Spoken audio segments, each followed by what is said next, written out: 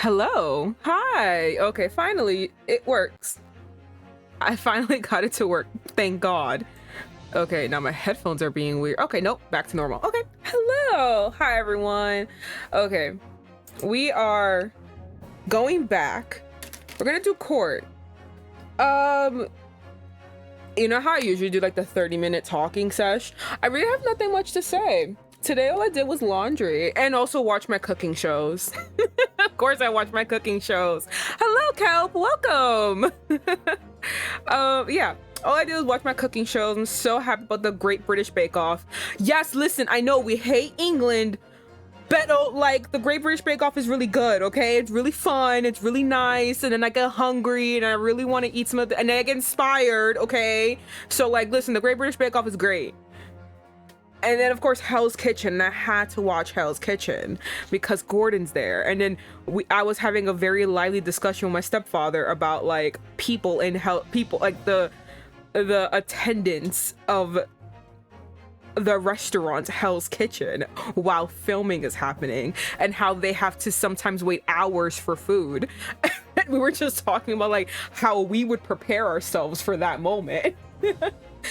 My goal was I would literally eat an entire meal before going there, because then if I get it late, I would eventually be hungry by that point. He said he would sneak in snacks and just be snacking the entire time he's there. We have different ways of dealing with our hunger, as you can see. But yeah, so anyway, we're gonna go back to court. We're on our final, this is the final case. We are at our final trial 1. I'm BTW because I did not learn. I learned this very late. So you see this, right? You see this arrow? Well, my head's blocking it. Hold the fuck on. Hold on. Cool. Let me just move. Let me just move myself. You see this arrow? You see that arrow? There's a whole fucking second game. I'm not even done. I'm not even done with Ace Attorney. Oh my god. Listen, I love Ace Attorney, but like, you know how usually you're like, oh wow, home stretch, I'm almost done. Yeah, there is no home stretch. There's so much stretching. It's all there. So unfortunately, oh, stop. What is happening? So yeah, there's more trials await for you. Yes, it does. I have said this before in different streams, but this stream, but I'm gonna say it here on the official The Great Ace Attorney Chronicles stream date I usually do. After I finish Ace Attorney Chronicles Adventures, I'm gonna have the longest pause, a long hiatus of The Great Ace Attorney. I love Ace Attorney. I think this game is so much fun. The thing is, this game has literally been my entire year. I have been playing this game all year. I will like a break from having every single Saturday be a Great Ace Attorney stream. I will need a break. So I'm gonna take a very long pause after Adventures and then come back with Resolve, and hopefully people will still be interested. I would say so. I think Great Ace Attorney is really, really fun. So yeah, but anyway, we are going to continue. We are in trial part 1. We got there. So, and I also, don't forget, the fucking Reaper ain't here. That stupid racist ass grayscaled bitch is gone. It's just us, and we're gonna fucking take that. We're gonna take our W and be so happy. Also, our friend isn't here, and I'm very sad about that. I'm focusing more on the fact that the Reaper's not there than that my friend is not there. Because if my friend's not there, I'm gonna cry. But if he's not there, then fuck him. Fuck that great racist bitch.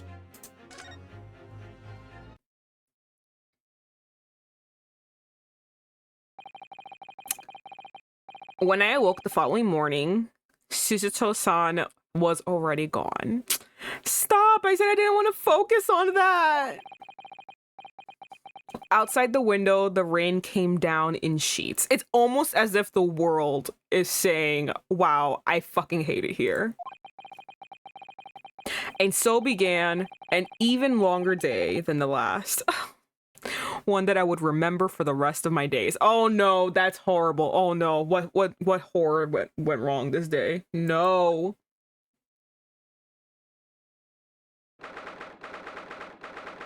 April 17th, 9:32 a.m. The Old Bailey, defendant's antechamber. Good morning, Gina. So angry. I'm determined to prove your innocence today. I'm sure we can do it. So where's your friend then? Sorry? You know, earned a fancy dress. Susarado. Or however you say it, I don't know. Oh, Miss Susato had to leave early this morning. She was already gone by the time I woke up. You all right with that, are you? Forget about me if you like. Go and see her off. It's fine. It's not as though Miss Susato and I won't meet again one day. I will cry. I'm going to cry. Even so. But you, Gina, you only get one chance. This trial today is all we have. Who is this? Who is yelling good morning, you two? Oh, of course. I forgot about the little girl. How are you feeling, Jeannie? Oh, what's this? Oh, did you manage to sleep? Oh, baby. Iris, what you doing here? What do you mean? When a friend is in need, we show our support. Flip-flopping between the voices I gave these two characters is so jarring, by the way. I literally have to think before speaking. I was like, oh my goodness. I don't even think my voice sounds all that different. Whenever I listen back to it, it doesn't sound all that different, but to me, in my ear and in my throat, it sounds very different. So flip-flopping is always like, oh my god. I always get so sad when these two have to be in the same scene. I'm like, why? Please give me a break. Isn't that right, Waggy?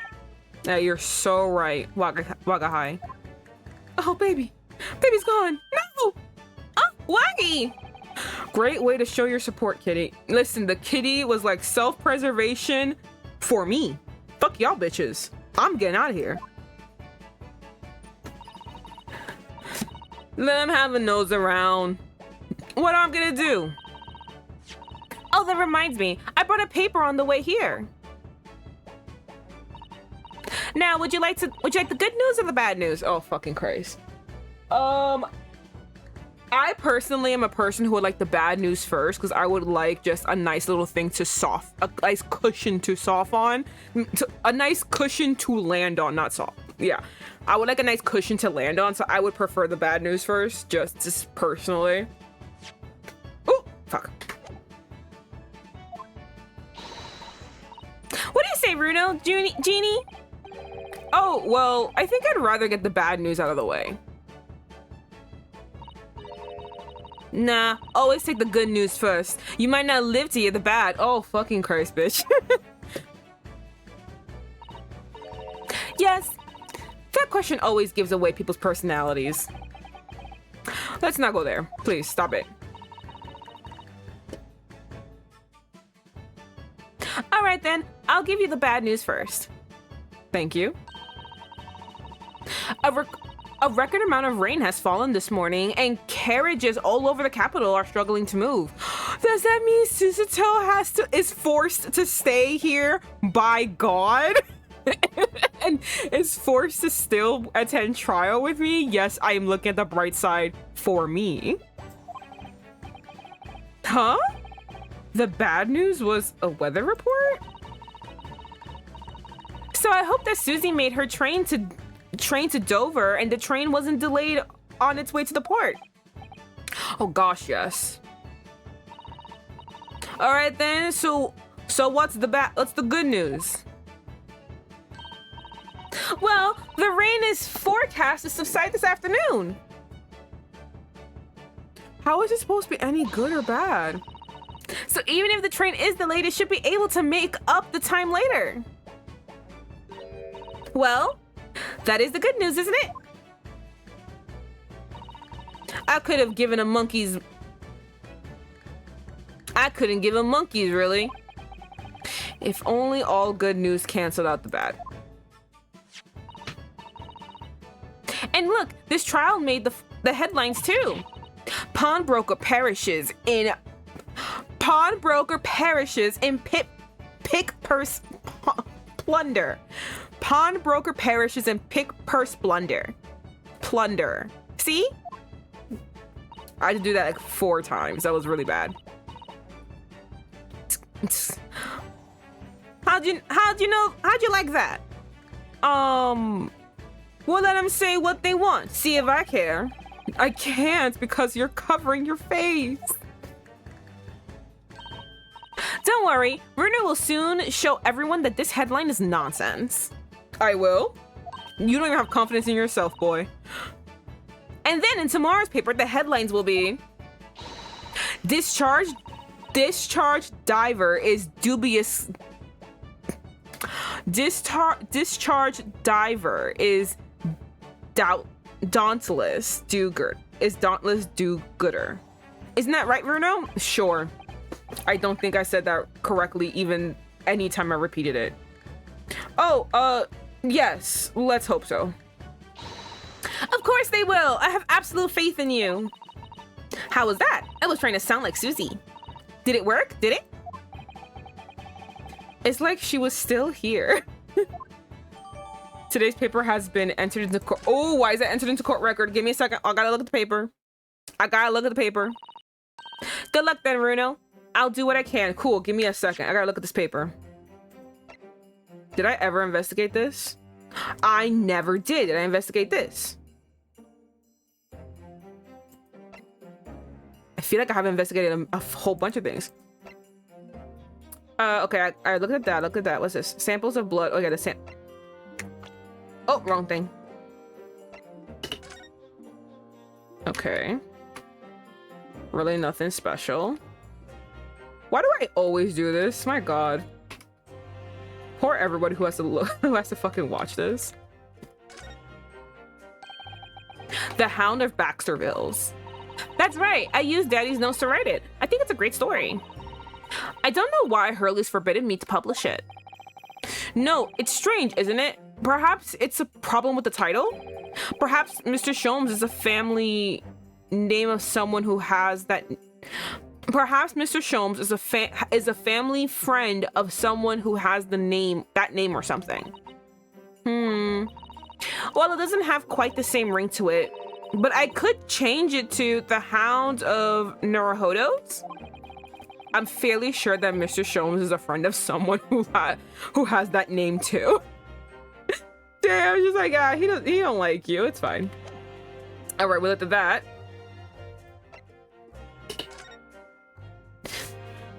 Oh, okay. Okay, so omnibus murder. All right, so the case summary: victim found deceased on the last scheduled omnibus of the day after a stab wound to the abdomen. Details of victim: Mason Milverton. He's male. Occupation: brickmaker. Domicile? Oh, that's where he lives. East End of London. I think the East End is probably like the poor end. The only way that I know of East End is because when you want to make a Broadway play, right? What you do is obviously construct the play, you practice it, blah blah blah. But like you have like a pre-premiere, and that pre-premiere is actually in London on East End, and then you kind of like premiere it there. And if it does good enough there, then you bring it to Broadway. And that's kind of like how it works. That's the only like point of reference I know of East End. I'm assuming based on how Mason looked that it probably was like a very poor area. I don't know how it is now though. Trial summary. Defendant Magnus McGilded. Prosecution attorney Lord Bart. Why can I not say people's names right now?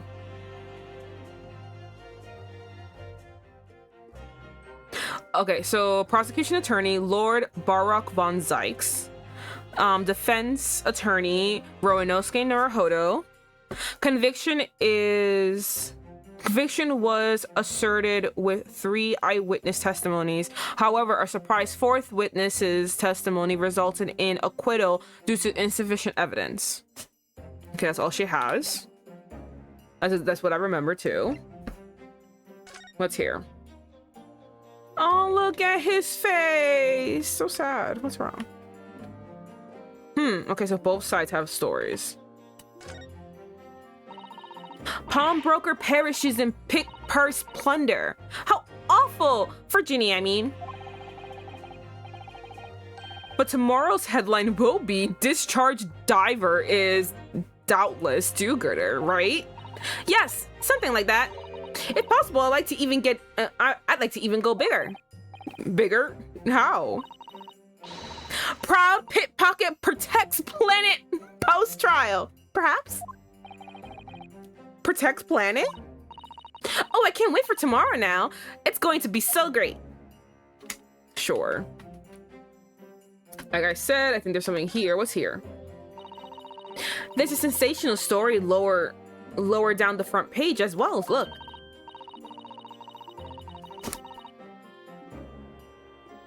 Ministry Mole classified. Hello, Sakia. Ministry Mole classified secrets may have been leaked overseas from Ministry of Defense. Ministry of Justice. Why did I say defense? I'm so sorry. For a 10-year-old, Iris certainly has her finger on the pulse of the world news. It's about secret communications between Great Britain and its allies. Apparently, they're being intercepted by hostile nations. Communications are being intercepted? But how would somebody be doing that? That's the question, isn't it? I'll come up with 3 different possible methods for sure. Wait, I've come up with 3 possible methods so far. Are you looking for a new career, Runa? No, of course not. I wonder. Perhaps this is what Lord Strongheart was talking about yesterday. Yes, it could be. It could explain why he and Grexy ran from pillar to post at the moment. Okay, perfect. Thank you so much. I knew I was gonna need that. I knew I was. Okay, cool. Good luck then, Runo. I'll do what I can. Obviously, I don't know the law like Susie does, but still. What are you doing? I'll be by your side the whole time, giving you more support and encouragement. Please put the gun down. I'm not sure that big thing is as comforting as you think it is, to be honest. But thank you, Iris. It's very kind of you. Oh yeah, Iris? Yes, Ginny? Well, I was wondering is all about Sholmes. Did they fix him up all right? Whenever she has this face, I feel like they want this face to be like sad or like kind of like withdrawn, but it feels more stern. Like she's just sternly looking at us, like she's disappointed. It's not giving what the text says it should be giving. Yes, the operation was a great success, but Hurley still hasn't come around yet. Eh? I've asked a friend of mine at Scotland Yard. You're 10 years old. You should not be having friends in the police force. To send a telegram as soon as he wakes up. I'm sure Gregson will let us know the moment there's news. Oh, right. No Suzuto and no Mr. Sholmes. I know. Oh, my friends have left me. I have been abandoned. Thank God fucking this bitch is not here. Because if I had to deal with the Reaper and no one was on my side, I would fucking jump out of that window specifically. It's all down to me today to prove that Gina is innocent of all this crime. Miss Gina Lestrade. Counsel of the defense, the trial is about to begin. Please make your way to the courtroom. It's time then. Yes, let's go, Gina. Iris. Lead the way, Runo. Boom, boom, boom. Poor Gina. She's trying to put on a brave face, but I can tell she's worried and scared. I have to believe in her from start to finish. That's the weapon that will secure a victory here. Oh, my friend. Why at the last minute they're always bringing him back, making me sad? If I learned anything from my great friend, it's that. I think the upsetting part of like him dying is like how he died. It was so needless and like pathetic. I don't know. It was just, that's not how I would want my friend to go.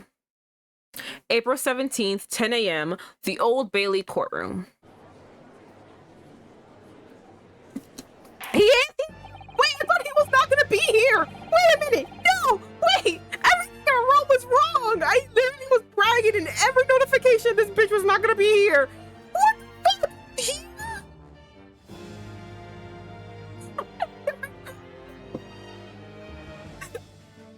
Wait, what? I can't have him here. Oh my god, I might cry. In the name of Her Majesty the Queen, I hereby declare this court to be in session. This trial shall determine the guilt or innocence of Miss Gina Lestrade. I now call upon the counsels for the prosecution and defense to declare their willingness to proceed. Why are you here? Susan's not here. Why are you here? I was gonna say Strahd. I don't want Strahd here. Sholmes, Susanto. Oh my god. You know what? You know what? This is my punishment for bragging on Twitter, on my Go Live notification that he's not here. This is penance for me bragging and being like, yeah, that's right, this motherfucker's stuck doing something else. Haha, fuck you. I cannot believe my bragging has literally bit me in the ass. This is the fucking worst. The prosecution is ready. The defense is ready. Oh, same bitch, same bitch, same. Those eyes, those are me. No! Stop laughing at me, Zakia! No, I'm so scared! Why do I have to suffer? What did I ever do wrong? Lord Van Zieks? Oh, I thought he was like huddled down in pain. Did he change your cloak? Your cloak looks different. Or did you not have a cloak on before? I don't remember. My lord. Remind me, how many years ago was it that you withdrew from the public prosecution service? I've been changing this judge's voice. Every time he appears and I have to do his voice. I keep changing his voice. It has been 5 years ago, my lord. Yes. And then 2 months ago, oh god, I changed his voice again. I cannot pick a voice for this man. I think before he just had like a suit. Okay, cool. So it's not just me. I was like, why do you have a cloak on? He really wants to have that vampire look on that none of you are allowed to sim for. Remember, he's a racist. All right, I'm tired of you fucking bitches being like, oh my god, he's so hot. Fuck you. He's a racist. He ain't hot because he's racist.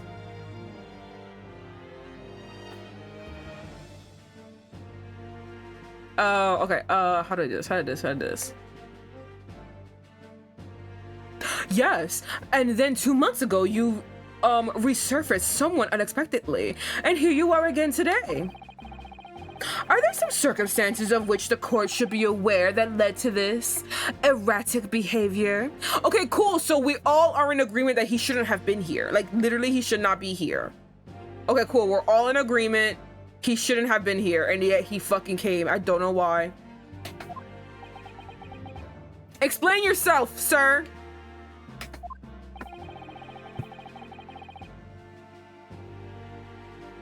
In what one might describe as your former life 5 years past, you dealt exclusively in matters concerning with the highest echelons of society and government. Really? Yet today you chose a simple case of burglary and murder. Oh, the murder part is not simple. The murder part is not simple. The burglary is, but this is not. Don't trivialize this man's death. I really liked him. I got really emotionally attached every time I try to commit suicide. Don't be mean to him. I loved him. I confess, I find it more than a little befuddling, Counsel. Say something, bitch. There are two types of people I cannot abide. Firstly, those wealthy scoundrels who hide behind a mask of philanthropy to cheat the public at large. McGilded. He means Mr. McGilded, who you defended against the Reaper 2 months ago. Yes, Iris! I know! Yes, I just about managed to work that out, thank you. Magnus McGilded. If I'd known what a monster he was, I never would have defended him. Well, technically we had no choice. It was our only chance to prove to, strong heart. Oh my god. And secondly, even more loathsome, those wily scoundrels who masquerade as allies only to effect total betrayal in the final hour. In other words, the confidence tricksters from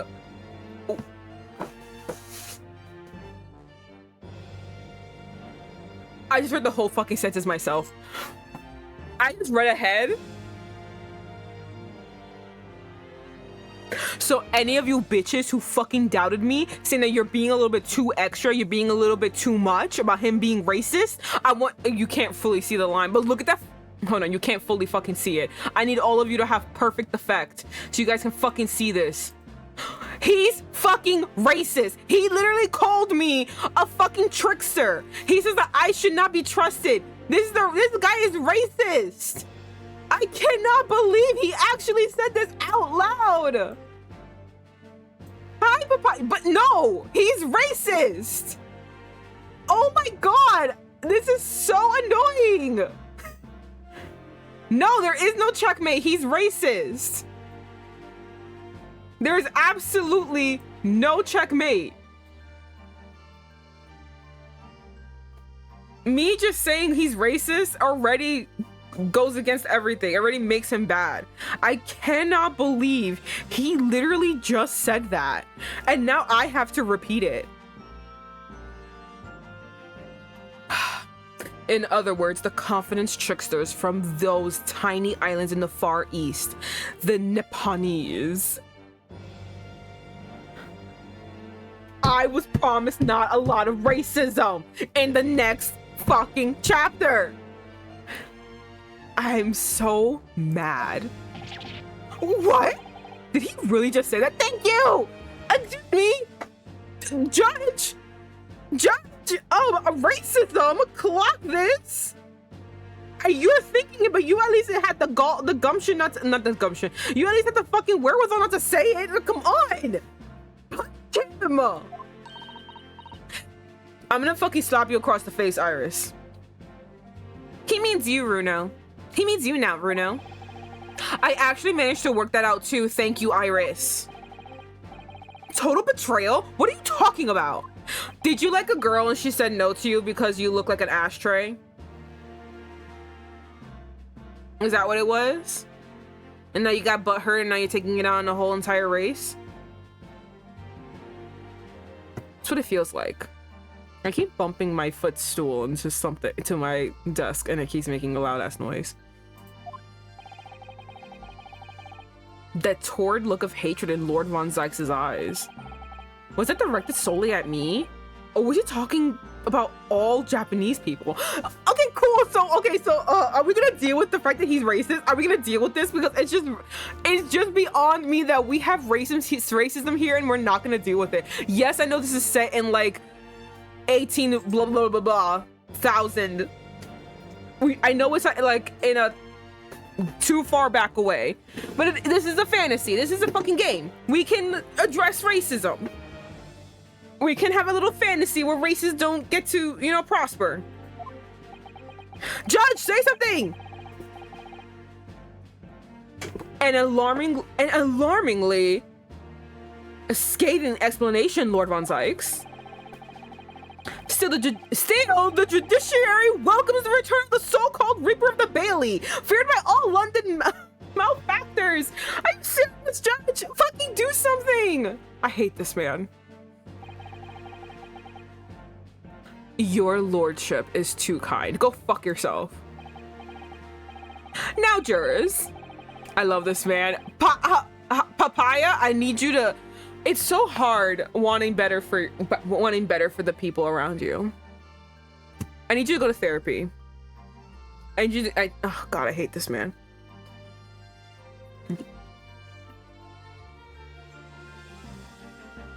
God, I hate it here. Okay. Now, jurors, the 6 of you have been selected at random to represent the will of the people in this trial. Hey! We've seen 1, 2, 3, 4. I've seen almost everybody here. Wait, no. I haven't seen that. I believe he would be a Russian. They would stereotype as a Russian man. And this white boy in the middle. I haven't seen those 2. I've seen everyone else. I don't think this is at random. I think you actually are just taking the only people you know. Are you ready to hear the evidence placed before you and determine the guilt or innocence of the defendants? Former lieutenant of the British Army here. Don't you know? Chaps like me are born ready. Clean crockery, clean cutlery, and clean oh wait, fuck, I missed it. Hold on. Oh, what's he doing? Oh God, he's fucking weird. I don't like him. Clean crockery, clean cutlery, and clean conscience. His lordship's model is very appropriate here, I think. Okay. Everything will be stereoscopic in the future. Absolutely everything, and I'm ready for it. He's not wrong. You're not wrong. I just don't think you're gonna live to see that day. You're gonna live to see close to that day, but you're not gonna live to see the day. But it's okay, you were right. You can die knowing you were right. I don't understand. I couldn't have left it in there. It's not possible. But could I? He's not listening. Oh, she is just like, I'm taking notes, bitch. I wouldn't be able to have this this job specifically that she's doing. A lot of people would do this job for like when they're in court. Like in court, there's actually a person on the side like taking notes, but they don't take notes with a typewriter it's a typewriter, but it's not like one we know with letters. It's actually with like different various symbols, and they come up with their own kind of, you can say, code, so that no one else, like let's say someone fucking steals their notes, they won't be able to read it, because the person writing it would know the code. Then they would have to transcribe that into actual like into the actual alphabet that we know of, so it can be like added into the system.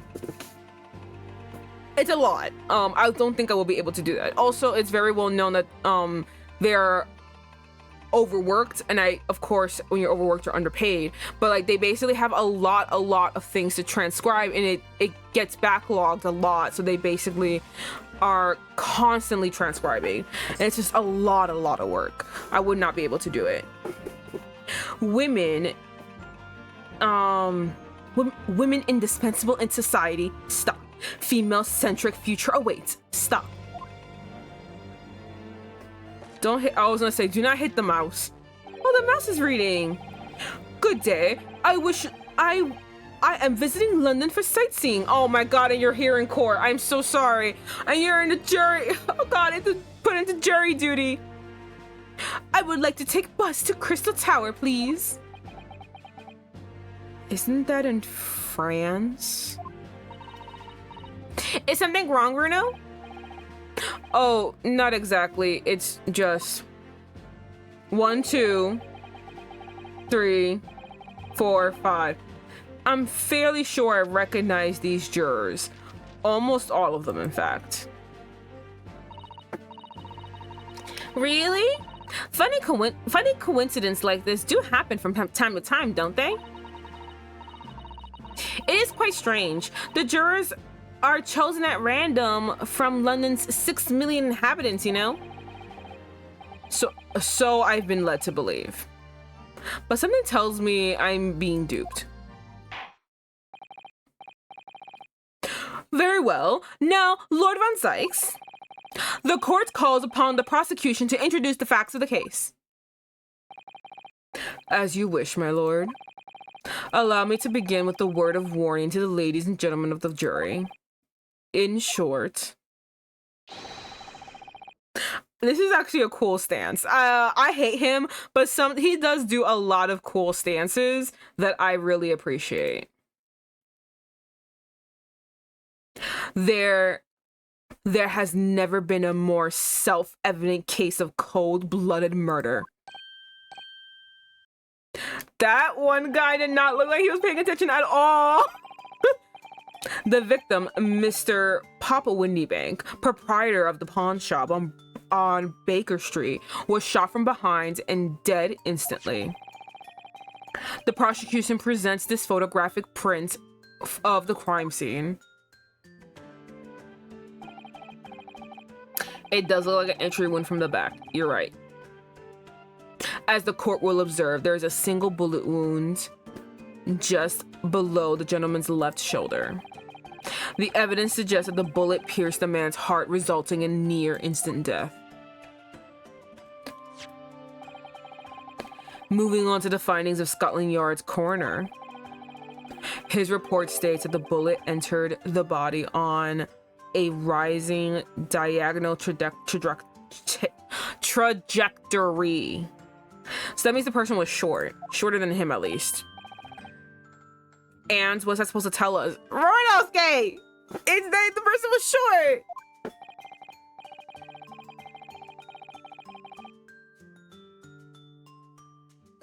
It means the victim was likely shot by someone significantly shorter in height than him.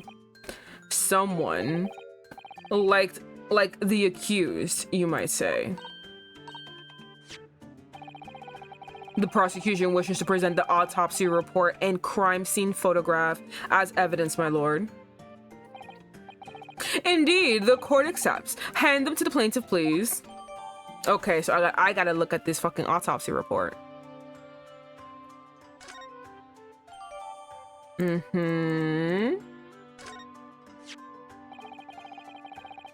I now ask the court to turn its attention to this plan of the establishment where the incident occurred. Boom, boom, boom, boom, boom. Oh no. The proprietor was found in the storeroom where he kept articles pawned to him. A windowless room with a single point of entry, a door to the main shop that was found locked. In this sealed chamber, there were only 2 persons present. The victim, Mr. Windybank, and the accused.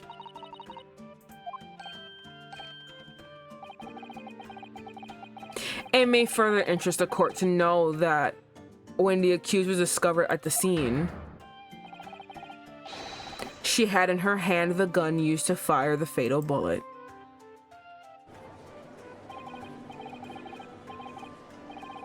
Well, isn't that right then, isn't it? Such a grubby little girl, pickpocket anyway. She's one of those filthy drabs that lived, oh my god, and oh well, it's only a matter of time before she got blood on her hands. What are the jurors waiting for? The girl's guilty. Objection! I wish he would yell objection. He says objection so like softly. Oh, we can't jump to conclusions here. We mustn't assume her guilt because of what she has to do. What she has to do to survive. All right, guys. What we thinking? I'm thinking. All right, hold on. This is a guess. About the glass. I think he's going to crush it.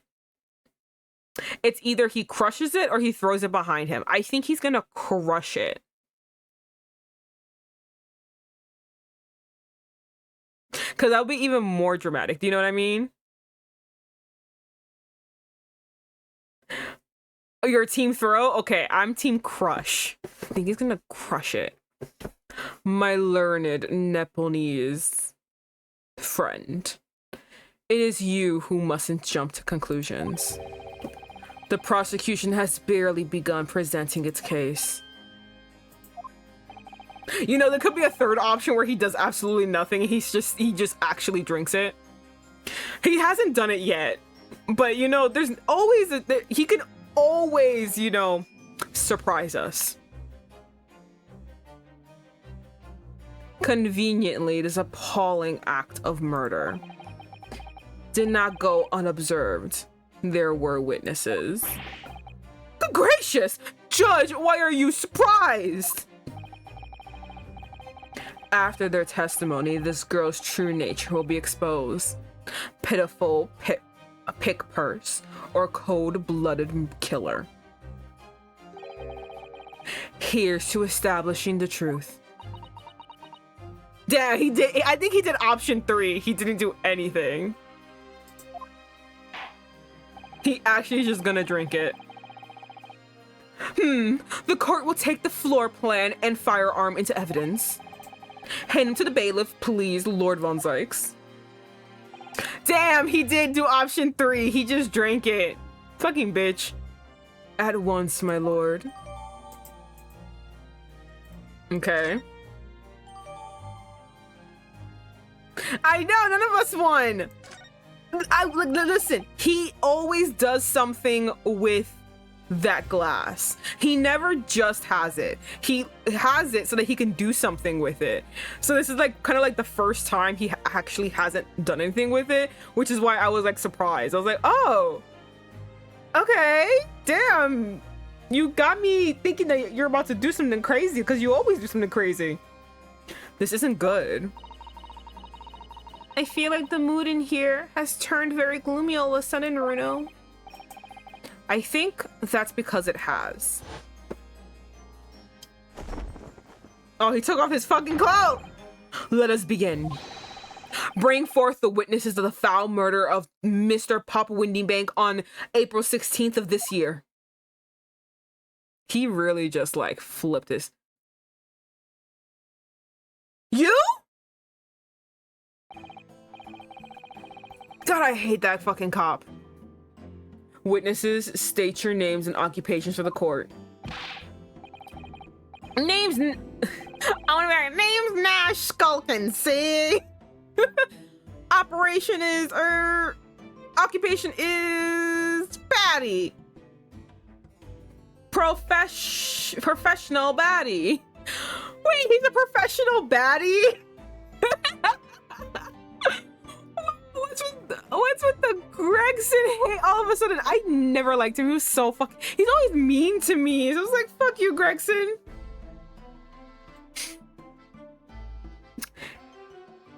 I cannot believe I'm a professional baddie, he says. Damn. All right, girl. All right, girlies. All that means is that, you know, start get your pairs and be a professional baddie. Are you also a professional baddie? Name's Wrinkle Skulkin. See, occupations, same as him. So he's a professional. He's a junior professional baddie. Tobias Gregson, Scotland Yard Inspector. That's right.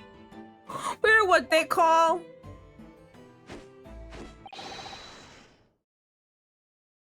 three. Wait, what? The three skulking Brewers. What? The three of you? Are you a criminal? Oh, Brover. Okay, brothers. These are your fucking brothers?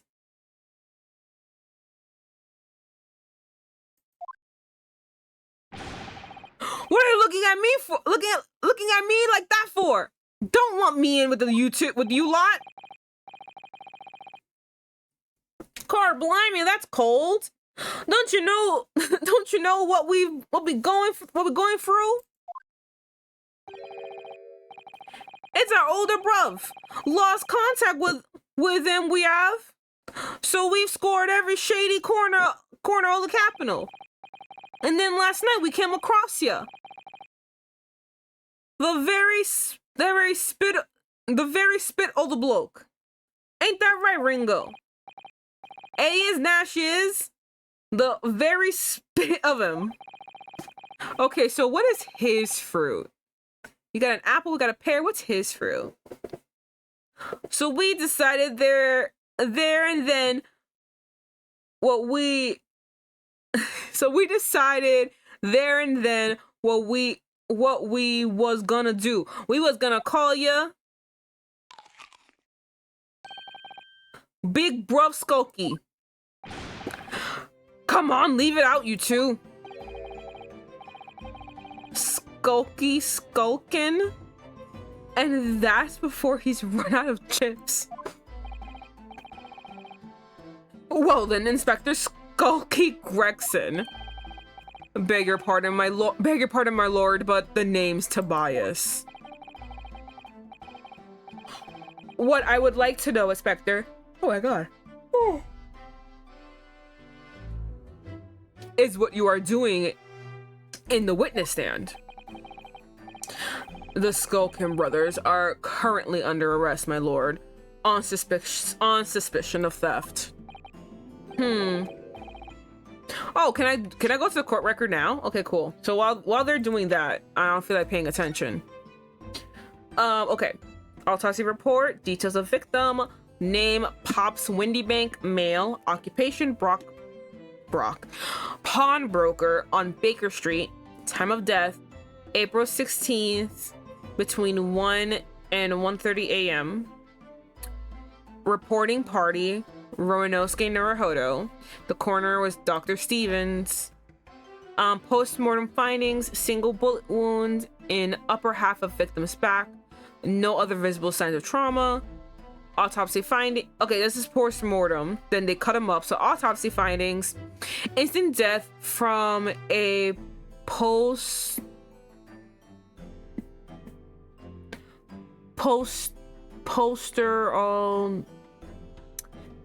I literally don't, I know that word, I just don't know how to pronounce it. Poster and terrier. I know that, I just literally, I guess I can pronounce it. Bullet wound from to the heart. The bullet entered the body from the back in a gently rising diagonal trajectory. Okay, let's see what's happening here. Anything of note? Anything I have to take notice of?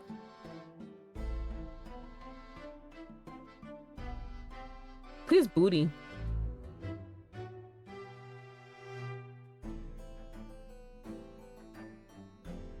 All right. really nothing here.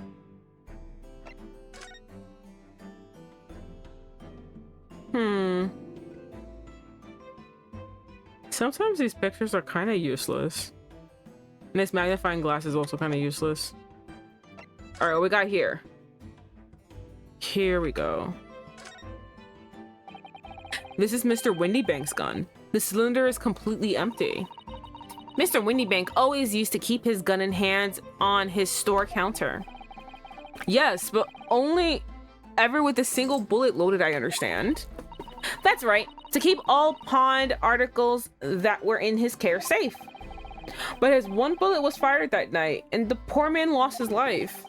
Was he protecting his shop, I wonder? Trying to keep the article safe?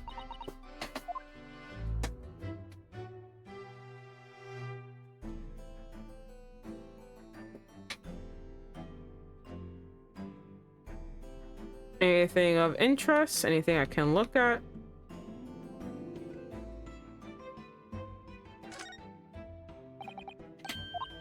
Okay, never mind. It's the same thing.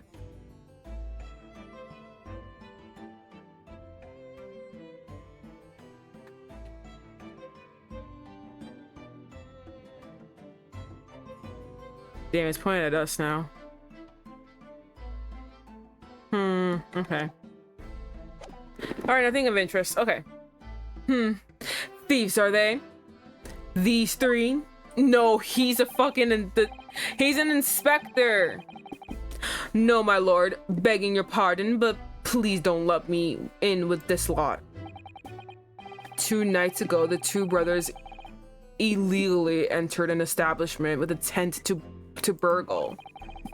And in the course of the nefarious activities, they became embroiled in a far worse sinister crime. By Jove! You mean to say, what an extraordinary coincidence! Indeed, my lord. While attempting to burglarize the pawnbrokery, they witnessed the proprietor's murder. He has to have a little of a crate! He's so small! Order, order! The various trespasses.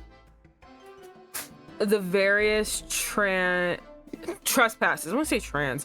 The various trespasses of these brothers is not the subject of today's proceedings, though they will naturally face the trial at the very near future. Thank you. I did it. Thank you so much.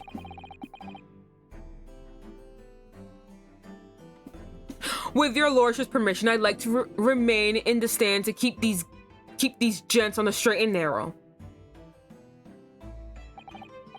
Of course, Inspector. Of course, Inspector. Skeptical as I am about the caliber of these witnesses, I will permit them to take the stand. Mr. and Mr. Skulkin. Mr. and Mr. Skulkin, you will now testify before the court. Describe the events of the night in question and what exactly you saw. Happy to. 'Cause a skulkin's never skulking.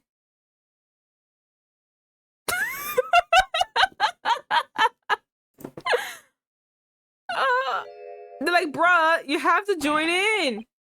Get out with it. Get out of it. All right, see witness testimony. Illegal entry. We was walking around the we was walking down Baker Street in the small hours, and the Duff's door was ajar, see? It was like some kind of sign begging for us to go in, it was. But once we got inside, kablimey lummy, we heard a gunshot from the back room. We went to see what was what, but the door was locked from the inside. We never done nothing, governor. We never took nothing. We just left after that, nice and quiet. Okay, hold, but Sholmes was shot, so someone shot him and ran away. 3 shots were shot that night. No. A terrible coincidence, it would seem. At the precise moment of these miscreants entering the property, an even more sinister crime was afoot. The witness's testimony is consistent with the crime scene in every detail. The door providing access to the storeroom from the main shop was indeed locked from the inside. And within, only the victim and the accused were found.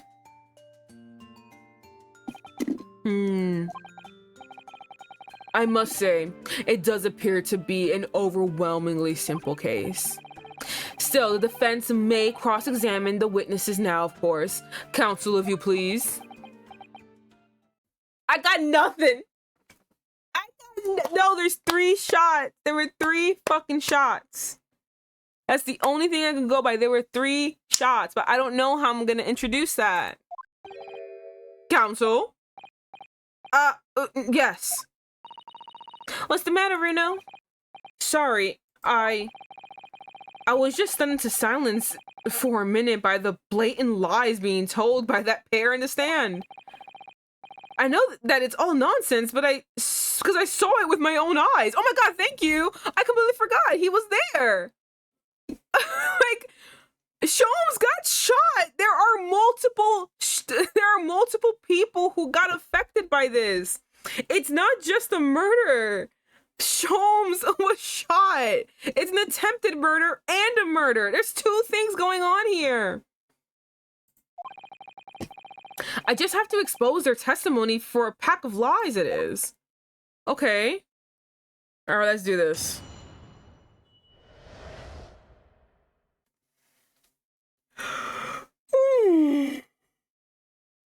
I don't know what it is about this game. I always just start yawning like crazy.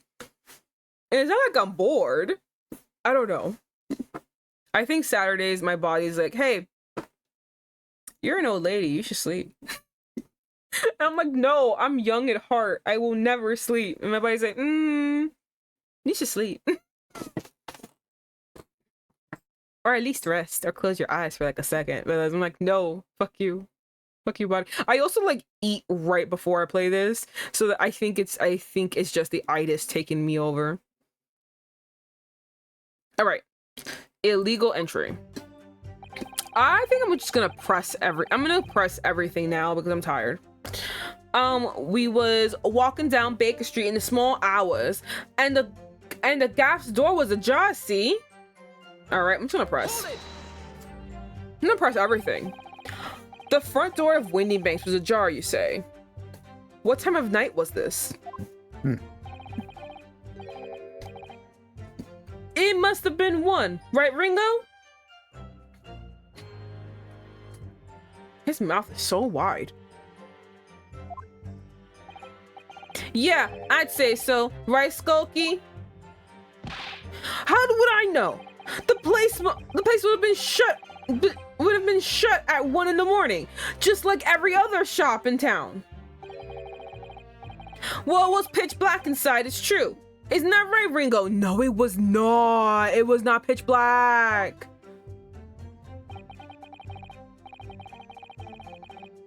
I'm not sure, Nash. I seem to remember a little light burning inside. What about you, Skulky? Me, old mucker? Leave me alone. There definitely was a small lamp burning inside. That's what alarmed us the situation in the first place. And when these gentlemen ventured into the open establishment, the accused, Miss Gina Lestrade, already had the muzzle of her gun trained on the unfortunate victim. Objection! That's pure conjecture. Thank you very much. Fuck you. Better not fucking allow it. Huh. Perhaps. But it changes nothing. It changes everything. That's intent. These brothers inadvertently wandered into the middle of a cold-blooded murder. simply because they found the door of the victim's establishment open and ventured inside. Right, that's what happened. It was like some kind of sign begging for us to go in, it was. I'm just gonna press everything now because I just need to... What are you trying to suggest? That you had to go in? Well, God moves in mysterious ways, they say.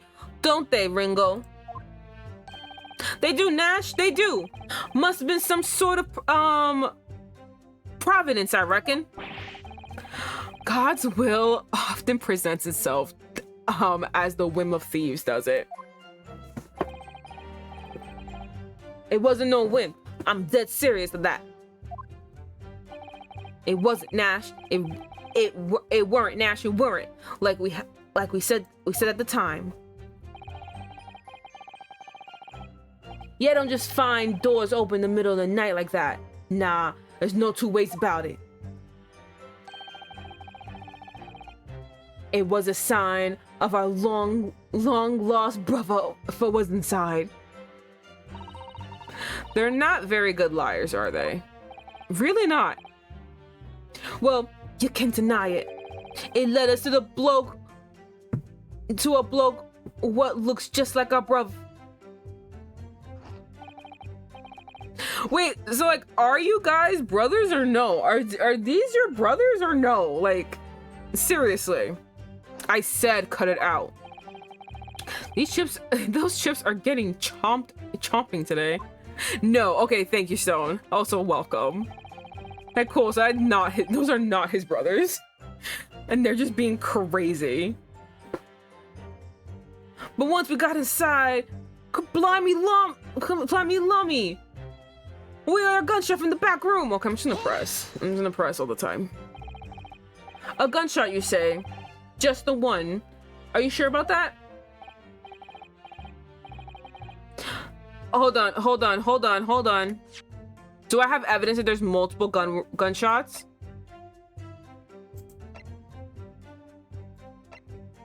I mean, I have the blood samples. And there's multiple blood. But do I have proof there's multiple gunshots? I hope I do somewhere. Yep, just the one, governor. I could swear to that. It was, Nash, it was. Ain't that right, bruv? The firearm used belonged to the victim himself. Yes, Mr. Windybank always used to leave his gun lying around on the counter. Right, I remember. When we examined it, we found the revolver was completely out of rounds. That makes sense. Mr. Windybank always used to say he only ever kept a single bullet loaded. That's true. I remember him saying that as well. So we can say with considerable certainty that only a single round was discharged from the firearm used. Only a single round was discharged from the firearm used as the murder weapon. No.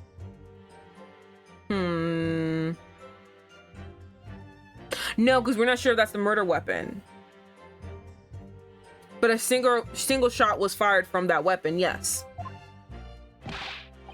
Yes, my lord, we can. And I should remind the court that the firearm in question was discovered in the hand of the accused. Wonderful. We went to see what was what, but the door was locked from the inside. I'm just gonna press everything. Do you mean the door between the main shop and the storeroom? If my learned friend is having difficulty grasping the situation, perhaps the drawing would help. I hate this man. I hate this man. I hate this man. I hate this man. I hate this man. Ah, he makes my blood pressure go up. I feel like everyone wants me to have an early grave. Not that I can die, but like, I feel like everyone wants me to have an early grave. Excluding the shop's entrance from the street, there is only one one other door, that of the storeroom. Of course, there was only a little oil lamp burning, not much to see by. And the door was in and behind a curtain and all. No. Oh wait, it was it? That's right. Was it hidden behind? It was! I don't remember that curtain. I guess I must have taken it out by the time I like paid attention to it. Can we just talk about this dog? Hold on. This dog right here. It's just like all this drawing, and then someone was just like, find a picture of a dog, put it in here. Here's just a picture. When we arrived, the door was mostly obscured by the curtain. Tell me, why exactly did you try to open that door? Eh? Any normal petty thief will run at the sound of a gunshot. I should think. Oh, well, your turn to rabbit. Your turn to rabbit, Ringo. Well, Nash, yeah. I suppose we have to say we ain't normal, eh? Broadly speaking, humans respond in one of two ways at hearing a gunshot or scream. The timid flee, gripped by fear, while the courageous investigate to see if they may help. That's not fair. That's not a fair assumption to say. That's also passing judgment for like absolutely no reason. I don't think it's timid to flee when the gunshot's being fired. People don't want to die. Also, you don't know the circumstances those people are in. What if like you're a family man and you have your family there and you hear a gunshot? Are you gonna investigate and just leave your family there to like fuck off on their own? No, you have to get them away from there. You have to flee.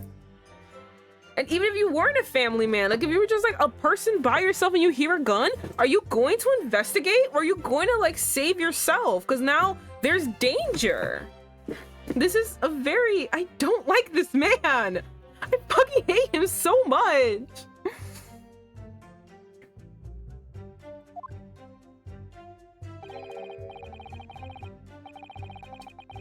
These gentlemen are of the latter inclination. I don't know if Van Zieks is doing okay. It's very clear that these guys were offered a bribe to make false testimony against Ginny. It's very obvious that's happening. But the thing that I'm confused of is if Van Zieks knows, because it just seems very weird to me that he is giving them a compliment. Like, he doesn't give anybody compliments, even like people who are on stand for him. He usually calls them idiots also. He even calls like the jurors like fucking morons. So like he usually doesn't give people compliments, but he's here being like, yeah, like they're courageous. That's weird, right? Am I the only one?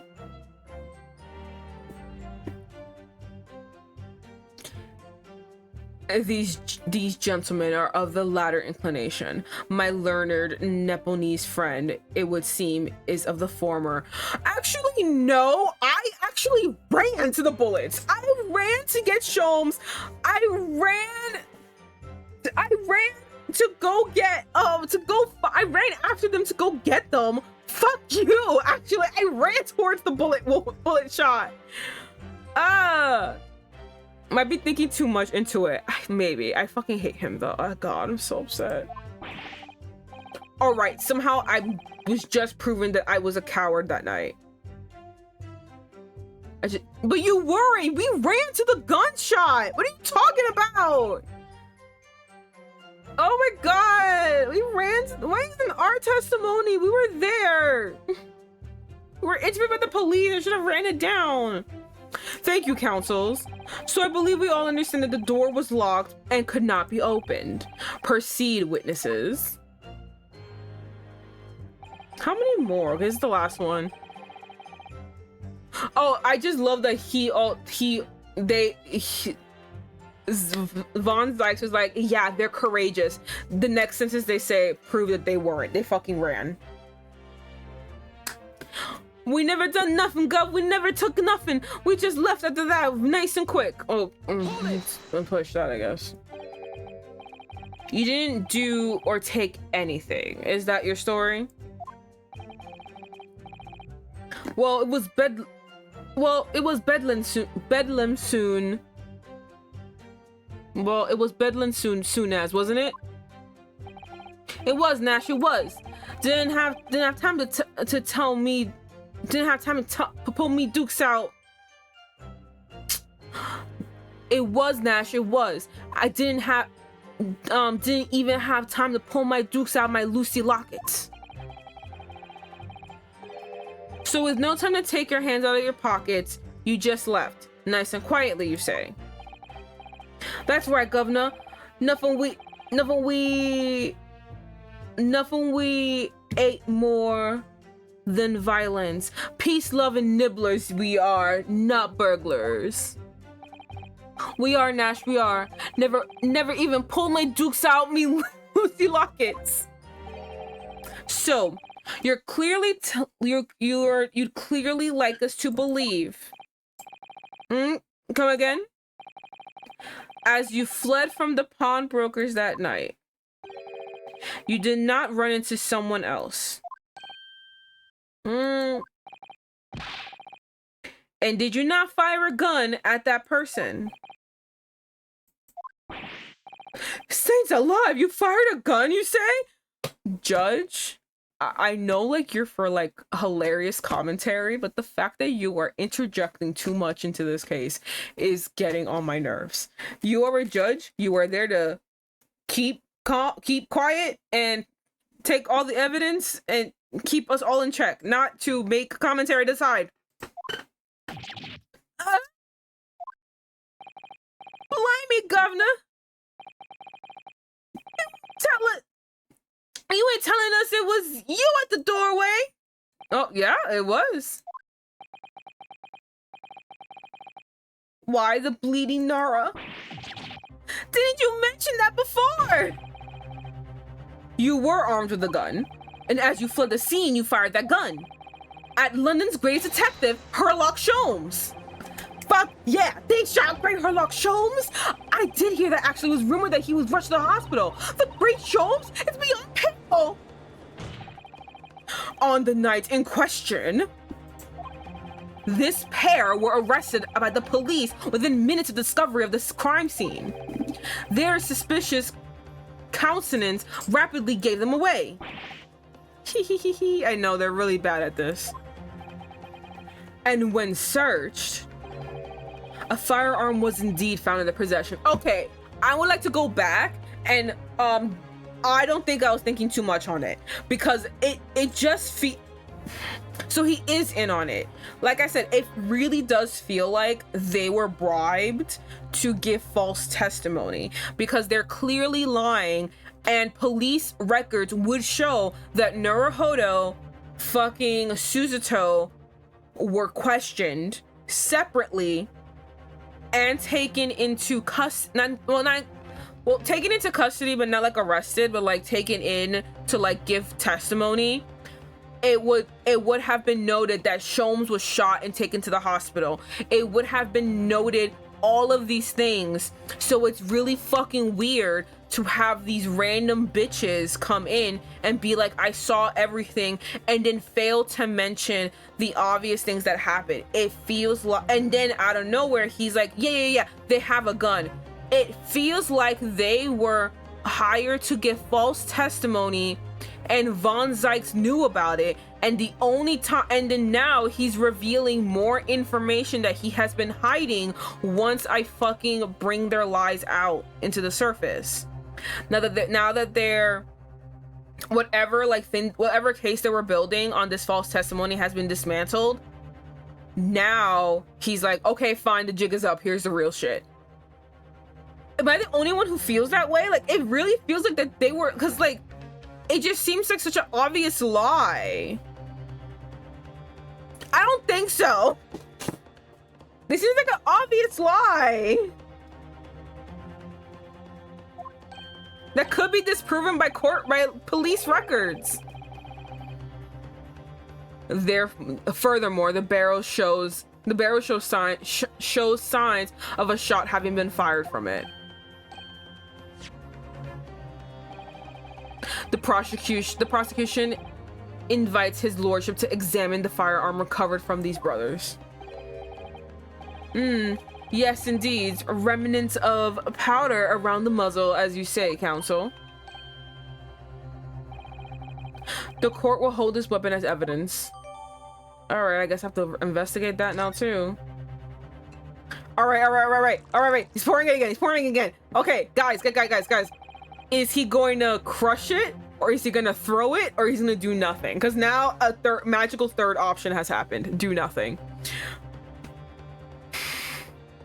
He already did nothing. He's already like kind of angry. So I'm team throw.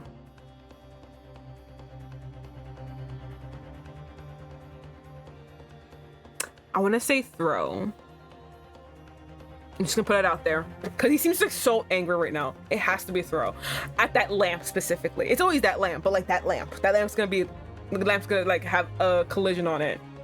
Now, my learned Nepalese friend. Yes.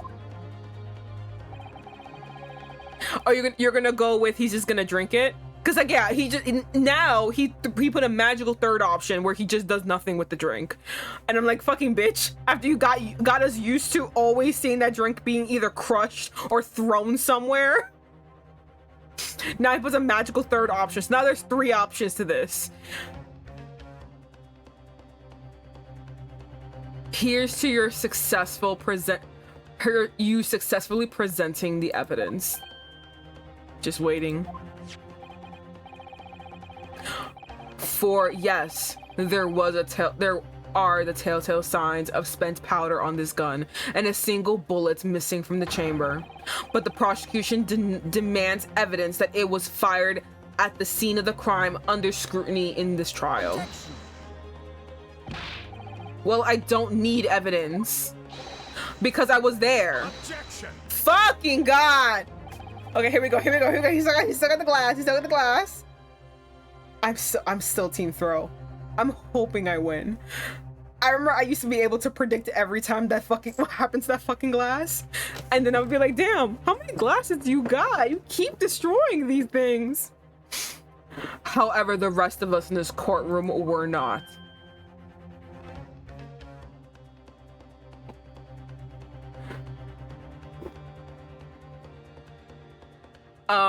Also, the witnesses are called the Skulkin brothers. Not a lot of room for what they are. Yeah. If the defense fails to provide evidence in support of this rush claim, all right, come on, do something with it. I want something. Don't do your magical third option now. We shall have no choice but to toast to your incompetence and move on. Evidence that these two fired the gun before they left Windy Bank that night. God damn it! He did nothing, fucking bitch! The court demands that all claims are affirmed with clear proof. What evidence shows that these witnesses unloaded a firearm in the pawnbroker shop that night? Can I examine? Do I have to present? Okay, cool. I can examine first.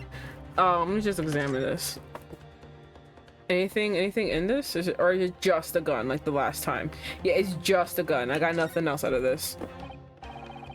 So there's ammunition still loaded in 5 of these revolver six cylinders. Yes, which tells us that only a single bullet has been fired from it. Exactly. But there's 3 bullets, right? The bullet that hurt Hurley, in fact, isn't it? Yes. It happened almost as soon as we walked in through Windy Bank's door. I'll make these brothers pay. You go, bitch.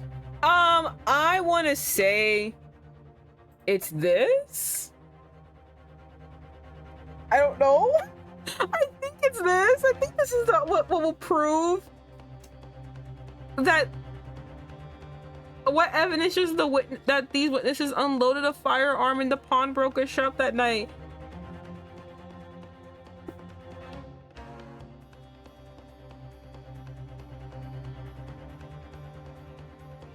I want to say this. I'm just gonna say this because I have really nothing else. Take that! These blood samples slammed that desk fiercely. The evidence is in this portfolio. What? What on earth have you there, counsel? That's right. Ooh, doesn't Ronosuke look good? Damn, look at him, all authoritative. During the course of our investigation, we discovered a number of bloodstains. Not trusting the police to do the job they're trained to do. How arrogantly Nepalese of you. Okay, seriously? Was it a girl? Was it a boy? Did someone say no to you? Did someone say, I'm so sorry, I like the complexion of a human? And they happen to be Japanese, you just couldn't take that, and now you're just having a racist spiral? I'm gonna say that's what happened. That's what happened in my heart, because it just feels so. And no, I don't trust the police to do their job. When have they, in all of our 5 cases, including the one in Japan, have they ever done their job well? They've done their job always horribly. I can always depend on them to fuck up. Well, anyway, ignoring that stupid fucking outburst, anyway. We analyzed all the blood samples we found and recorded the results in this portfolio. And you claim to have the evidence the court is demanding therein? Yes, my lord. Okay. No more dollying then, counsel. Present the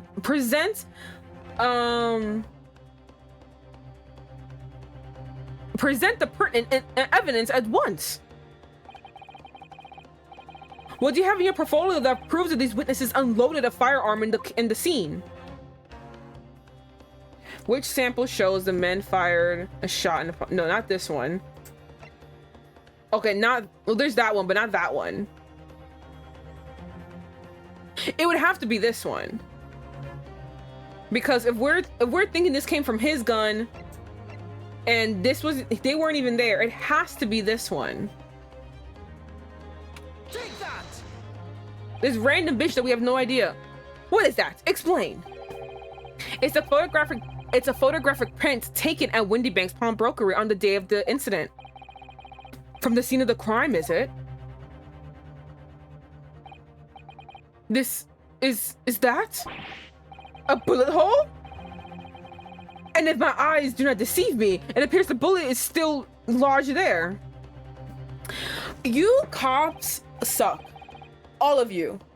Especially Van Zieks. I literally do not understand how this man is like supposed to be good at his job. I'm sitting here and I'm just like, this guy sucks. God, this guy sucks.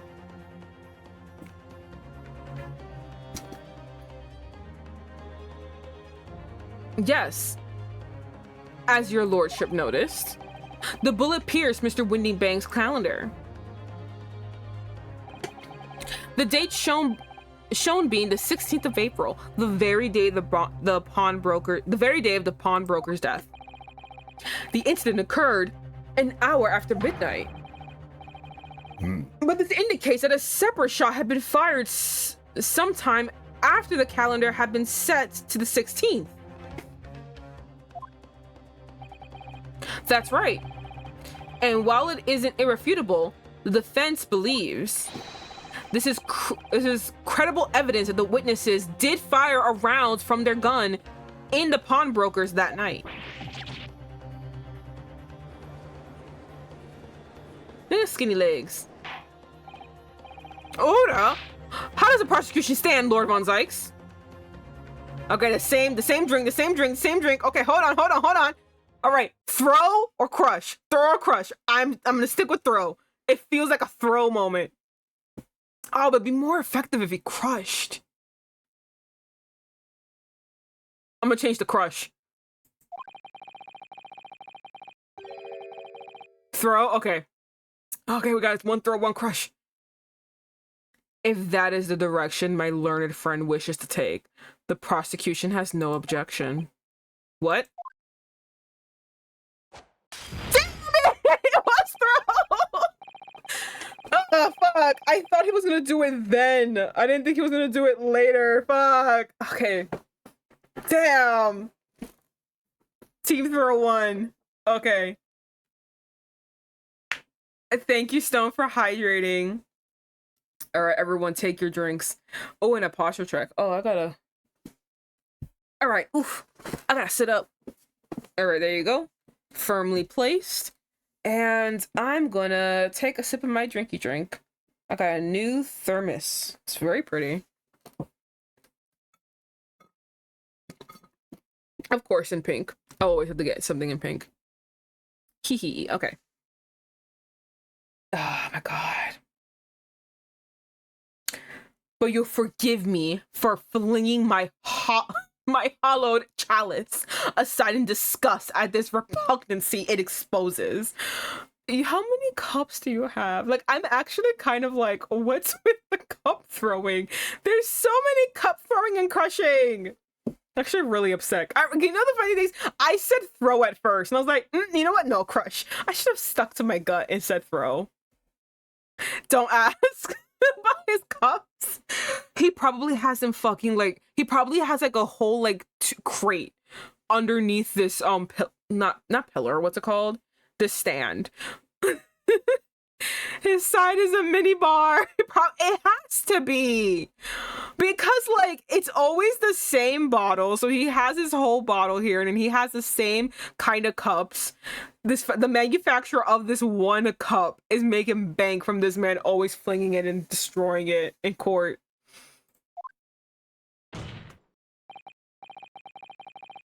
Yes, on the night in question, these brothers entered the pawnbrokery illegally. And like the bold, don't call them baddies, come on.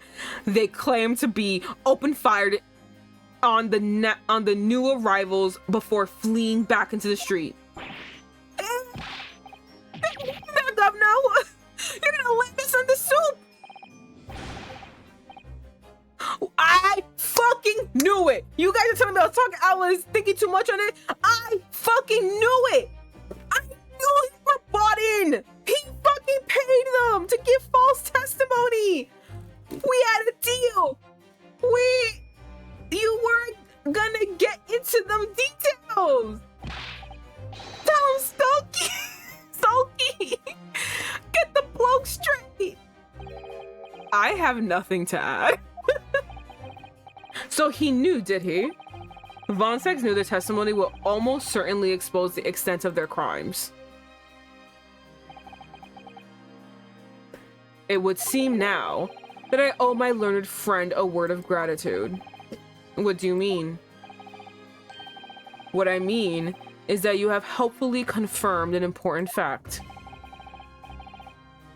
To what fact do you refer, Lord Van Zieks?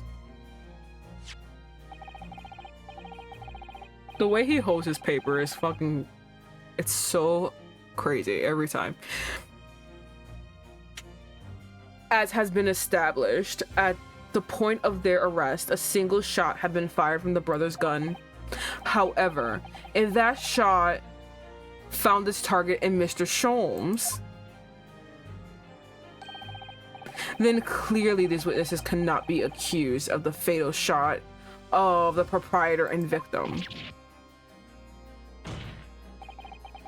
In other words, these two men have no material connection to the murder of Mr. Winniebeck at all. Think more of a plea bargain. They did shoot a gun at the premise and did break into the pawn shop. Listen, I knew it was a plea bargain, but the fact of the matter is that the plea was to say, hey, you saw her shoot a gun, which is incorrect. They didn't see her do anything.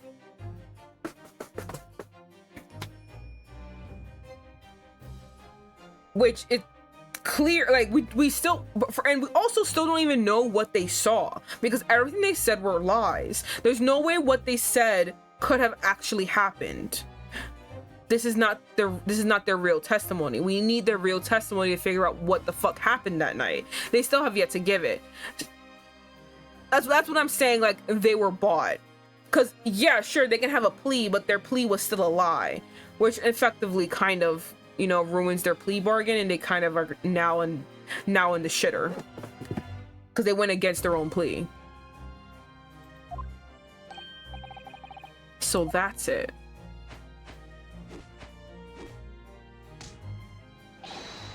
That's it! We didn't have nothing to do with it! Oh, he's so cute, the little one. We didn't, Nash, we didn't! That's what I reckon!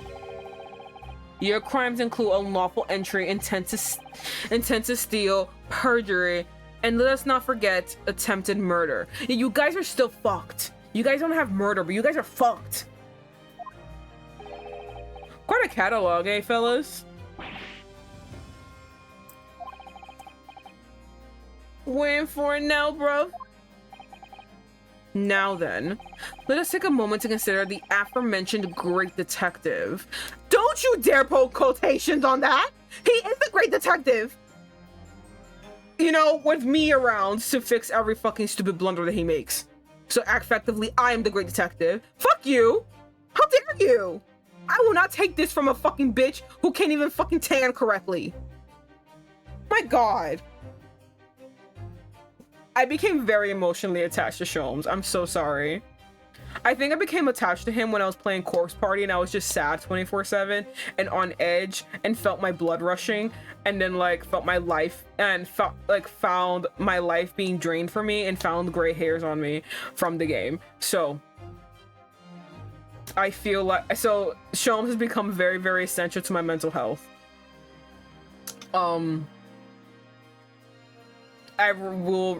I demand no slander. The way I folded so easily because I hated that man from the I hated that man in the beginning. Now I love him so much. He's fine. Stop. I'm emotionally attached. I can't. He makes me laugh, and that's all I need right now. Okay.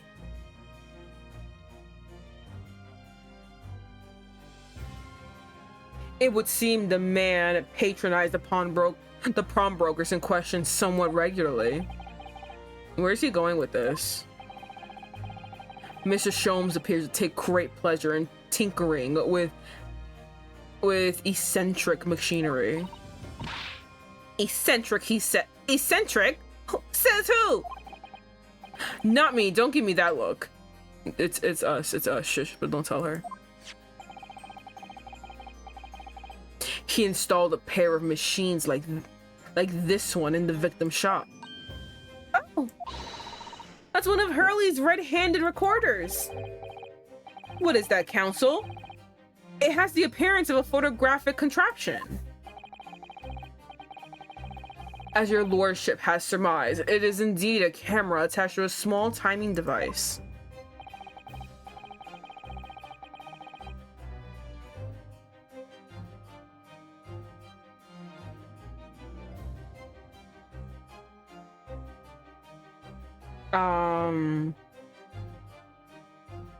Every half an hour, it automatically photographs the interior of the establishment. The idea being that if the thief were to break into the shop, he would be caught red-handed. Oh yeah, I remember that. The prosecution has obtained the photographs taken by the device on the night in question. Okay. Okay. I'm so afraid when I see something finally. As the court would observe. Copious. Wait, what? Copious oh my god, I can't read. As the court would observe, copious identical prints were produced in a quite desultory fashion. Okay. Rather prodigal, I feel. In fact, there are 2 such devices in the victim's shop, my lord. Is there one inside? If it would refer to the court, to the plan, or the premise, their representative positions are here and here. Oh, okay. You say these cameras produce a print every half hour. I see. I'm afraid I failed to see how that would help if the anticipated theft conducted. If the anticipated thief conducted his activities in one of many 30-minute intervals. Oh, hello.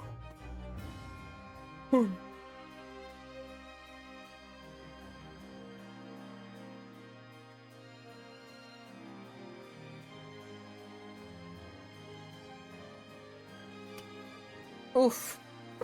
Okay,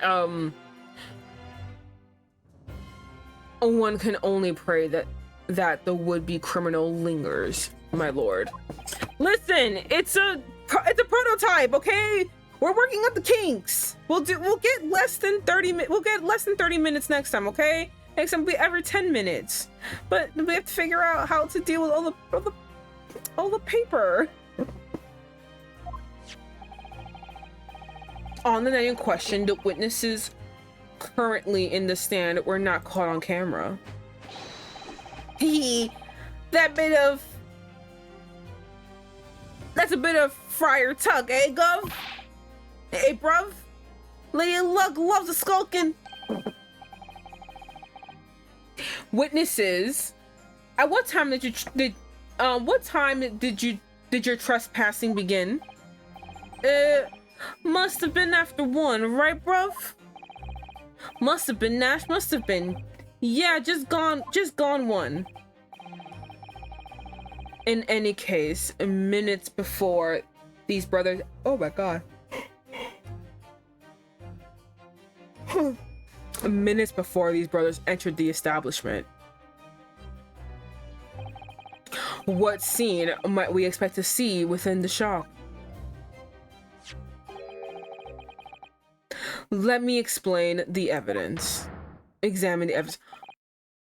Gina! Why didn't you tell us? No! Oh my god, this is kind of irrefutable. Gina! Gina, bitch, why didn't you say something? Why didn't you say, hey, by the way, I didn't shoot him, but like, I did do this. Oh, why did you say something? What am I supposed to do now? Good lord! It's the defendant! Miss Gina Lestrade!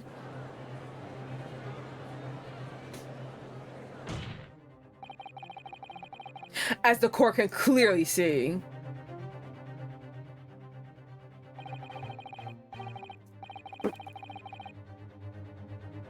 The accused is pictured, gun in hand, facing the victim over the shop counter. No doubt coercing the proprietor to open the door to his storeroom. Quite. One can too easily imagine the events that unfolded. The court will take this photographic print as evidence, if you please, counsel. I cannot believe this. I know, same. I don't believe it, Jeannie. In short, the accused is the only person who could possibly have killed Windybank. Oh. me. I say, my lord, who's this?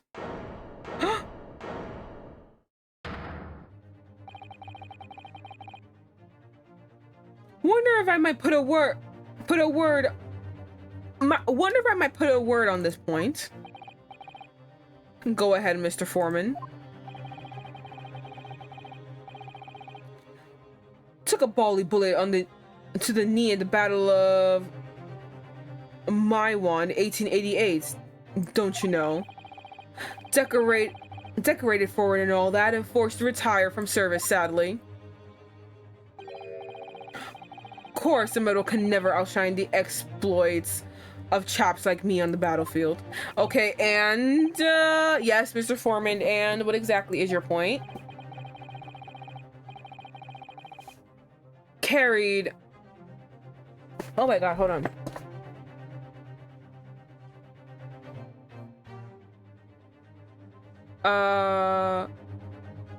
Carried on the battle after retirement, you see. The battle of daily life, if you like. And here I am now, leading the small squadron, 6 men, all good and true. And we all go down together, you mark my words. One for all for one. Okay, what's the point? What's happening here? All right, guys, we got a new bedding. We got a new cup. He brought a new one. We're gonna figure out what's gonna happen with this one. Ladies and gentlemen of the jury have reached agreement, have they? Is that what we are to understand? Well, Foreman, is that correct? I mean, is it? Like, I don't know what the fuck you were saying, guy. In a manner of speaking, yes. That is the Garrett. Oh, his name. I forgot his name was Garrett Dub. The Garrett Dub Squadron's position, sir. What? No! It's too soon to. Status report of the court, men on the double. He thinks he's gonna sip? Okay. I feel like we have to figure out what is happening before, because that kind of judges what's happening. Because like this seems like he's getting his way, so he might sip. But if I call in, I want to have that whole like disruption thing that I usually do. He might be really fucking pissed. He might want to like throw it or crush it. His lordship insists on promptitude at all times, and that goes for making decisions too. I think we'll find the truth is as clear as day now. I could reach out and touch it.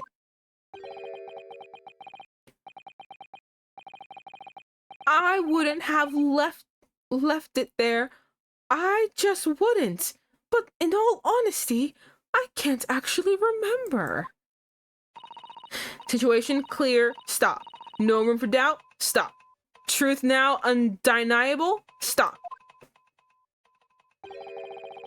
I am very sorry for brothers. They are unlucky. Very well. Now I call upon each member of the jury to state his or her leaning in the matter. Announce your considered verdicts to the court. Guilty. Guilty. Guilty. Guilty. Guilty. Guilty. Guilty. Oh my god. Not everyone fucking going guilty. Did I just lose? It does indeed appear that the jury is unanimous in this leaning already. That photograph. It must be the definitive evidence that Gregson mentioned. But Jeannie didn't shoot him. Listen. She has yet to say yes, she did, or no, she didn't. Not me turning my back on her. I just need her to tell me it to my face. Did you do it or no? No, of course not. My lord, the defense wishes to assert its right to a summation examination. There you go. That's what it is. Very well, the court grants permission. All right. I think it's gonna crush it. I feel a crush. Wait, no.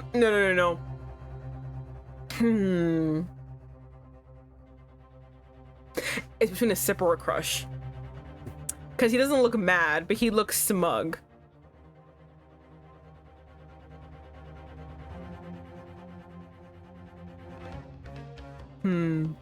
So you refuse to admit defeat again. How unsurprising.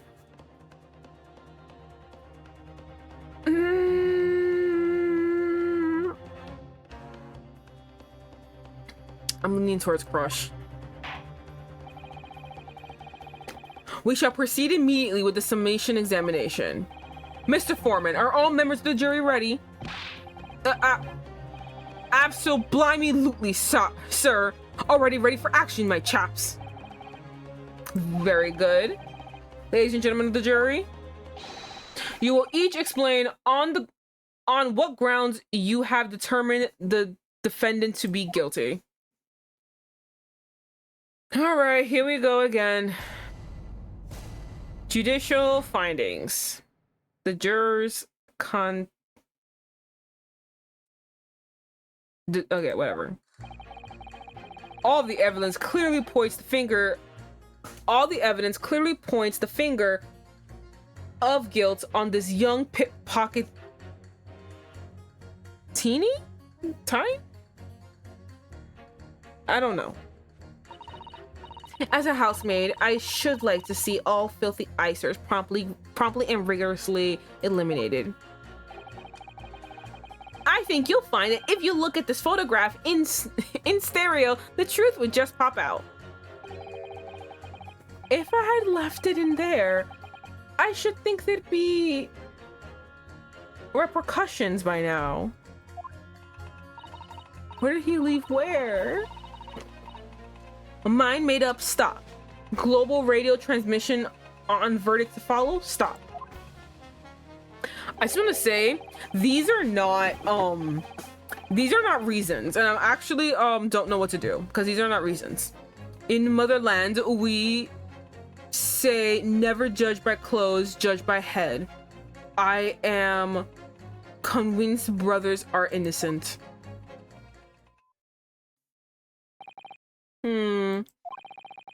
The circumstances of the crime and the evidence do indeed implicate the defendant rather comprehensively.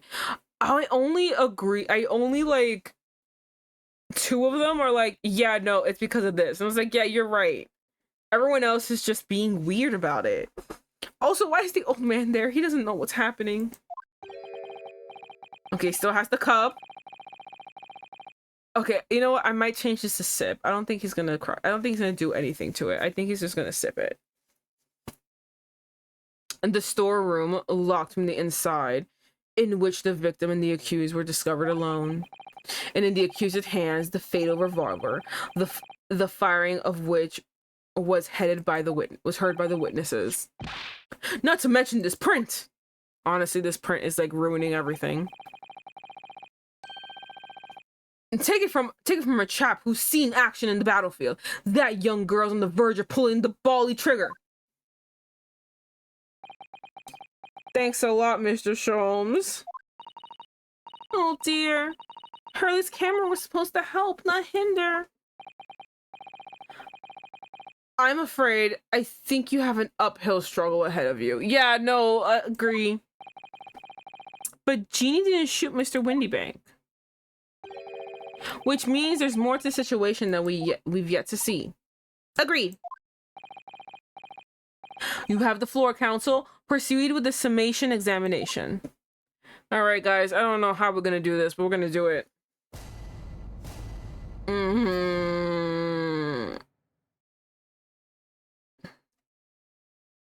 All right, let's go for the rebuttal.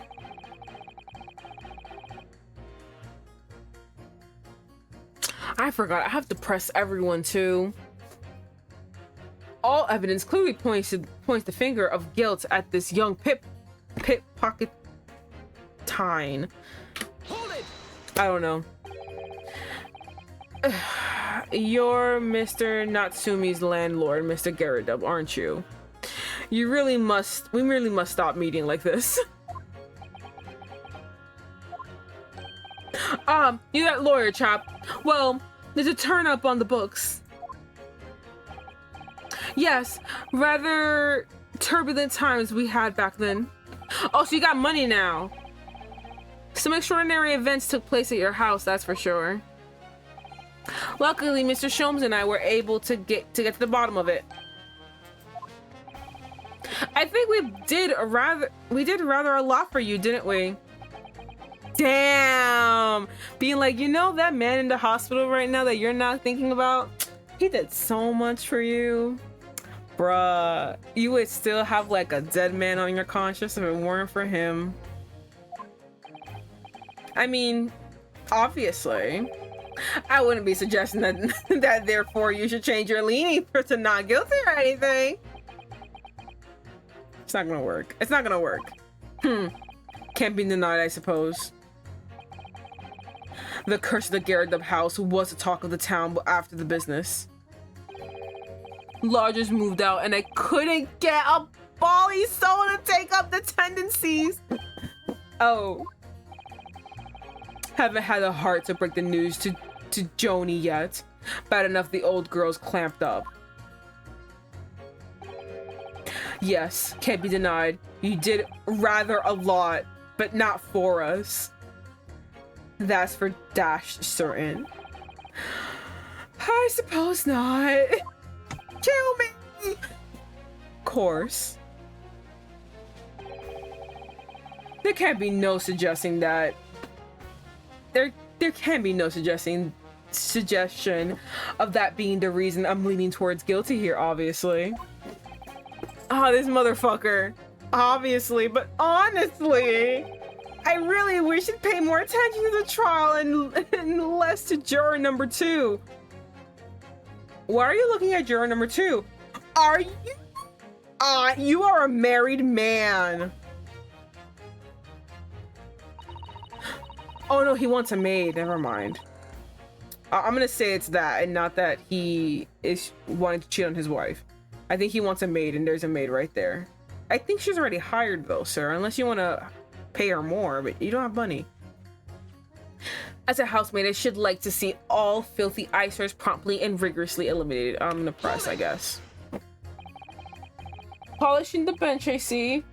Again. A maid's work is never done. That a blemish must remain. What exactly do you mean by filthy eyesores? On my way to market from his lordship, I had to pass through East End. The place is full of beggars, pick purses, and crossmen, the scum of the earth. Don't need to be so mean about it. A little harsh, perhaps. Let me be plain. If it were up to me, all those back slums will be made spick and span or eradicated. At least we have people like the great detective working to achieve such important goals. Wait, what? You're referring to Mr. Sherlock Sholmes? That's right. I like to keep abreast of his exploits by reading Rant's magazine in between my duties. He does wonders cleaning up London streets. In my opinion, he should be declared an honorary maid of the capital. Oh, I don't think he would like that. Mr. Sholmes? A maid? You see his house. It's really quite unforgivable.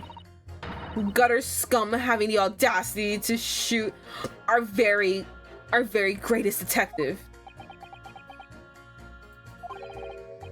Minor detail. It was the 2 brothers in the stand who shot Mr. Sholmes, not the defendant. A minor detail indeed. They're all gutter scum as far as I'm concerned.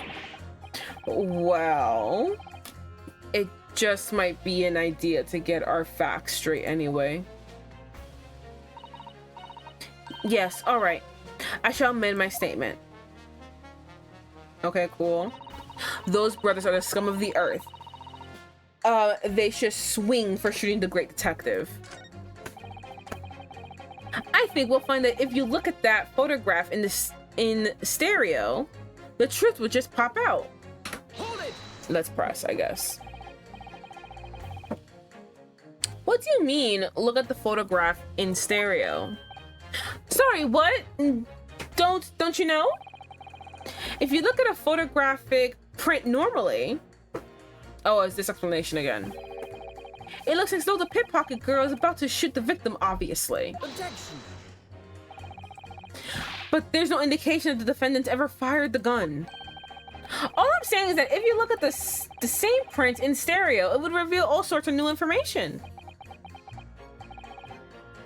By any chance, are you a fan of stereoscopes? know?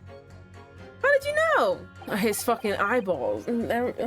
Just let's call it a lucky guess. It never gets old seeing the two prints merge into one before your eyes. It's extraordinary. It's captivating. It's the height of modernity. Of course. Oh yes, I think you'll find the stereoscope is here to stay. No, it's not. We're gonna get something better. Don't you worry. Giving us new perspectives we can only dream of before. It's the greatest invention the world has ever seen. If only it could give me a new perspective on this case, I might agree with you.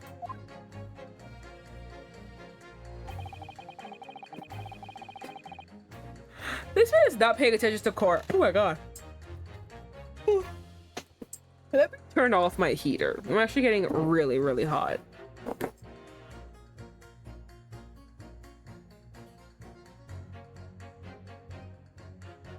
Whew, okay. I feel 1,000 times better now.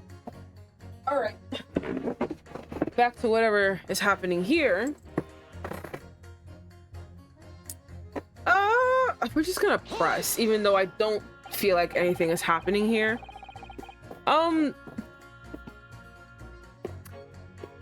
What exactly have you been muttering about all this time, sir? You keep talking about having left something somewhere or something like that. Oh, sorry. As you can probably tell, I'm a surgeon. Oh, fuck, where did you... Oh my god, what did you leave, what, and where? A surgeon? That totally passed me by. I mean, I know you couldn't... I know I wouldn't have thought that so, too. Of course, people conducting surgery in this country aren't considered to be doctors. Oh, no. Wait, what? Seriously? Ew, me and my kind are at the forefront of medical science, the real brains in the field. So, what is it that you think you've left behind? Oh, well, that's a little embarrassing, to be honest. You see, I was operating on someone yesterday. Center thing went in through the abdomen. Did you leave something in them? But when I finished the procedure,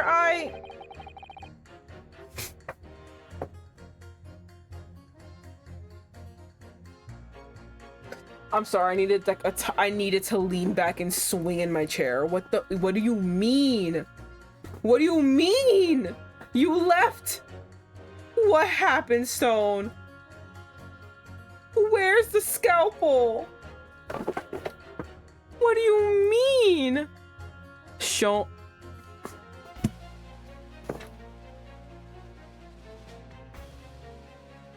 I think I might cry.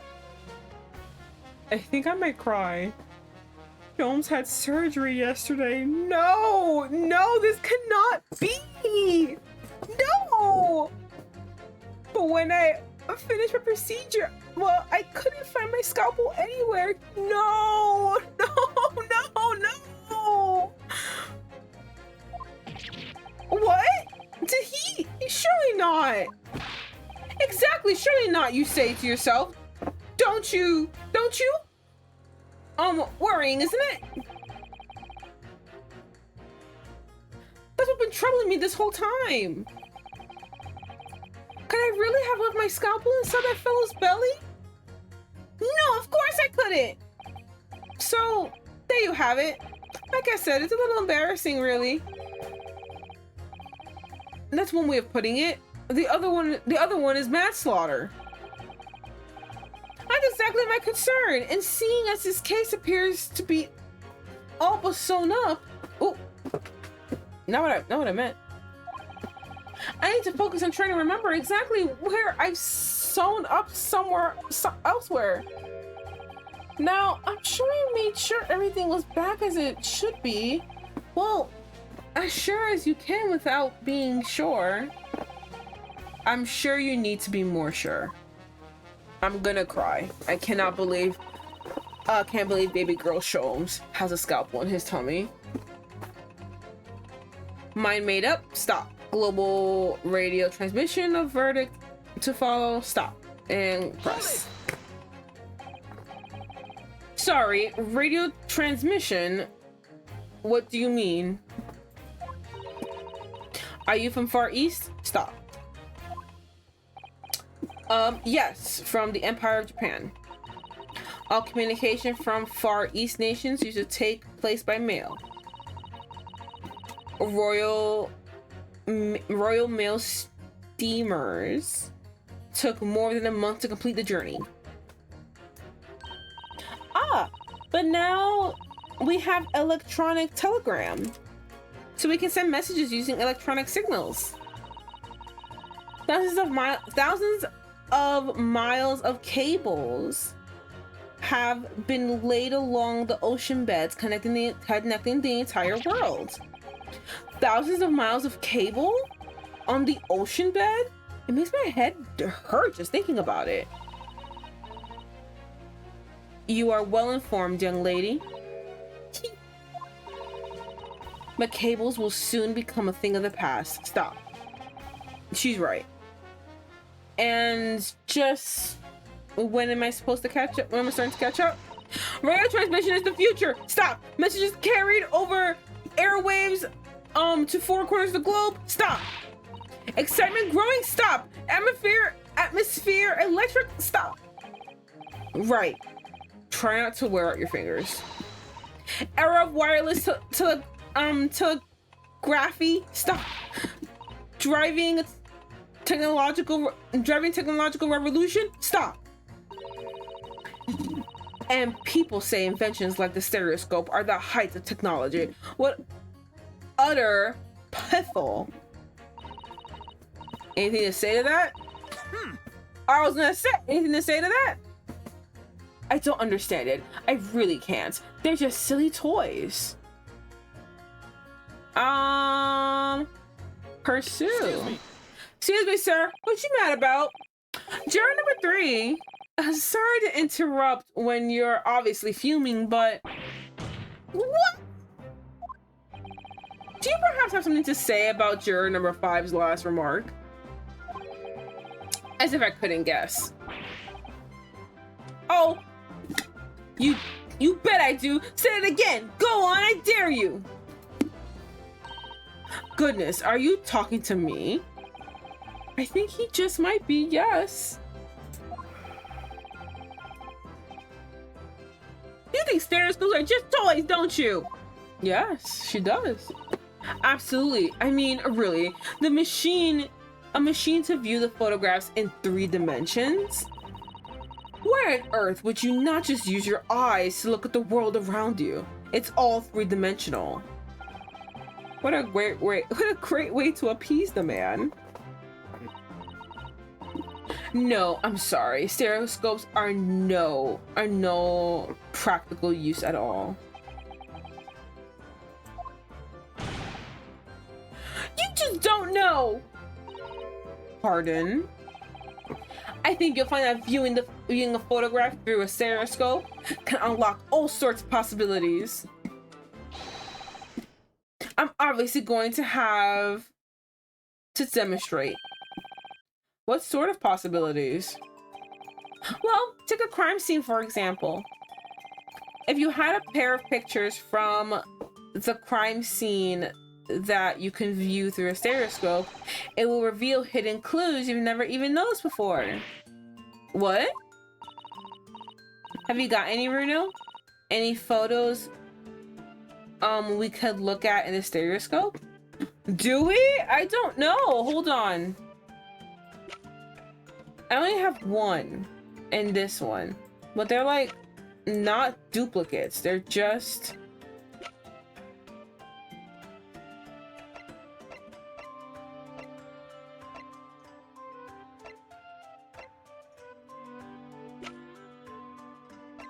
I only have these 2. I'm gonna press yes because it just feels like that's what you just say. You know, it just feels like a yes. You just be like, okay, yeah, sure. And then continue the story, so I'm just gonna say yes.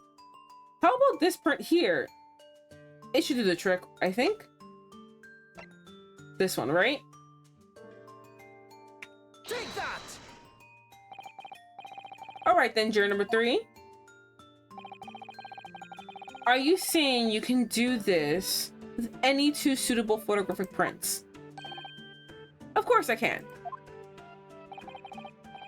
Very well then, I'd like you to demonstrate. I'd like you to demonstrate. I'd be delighted to. Now give me one more print and I'll examine and I'll amaze you all.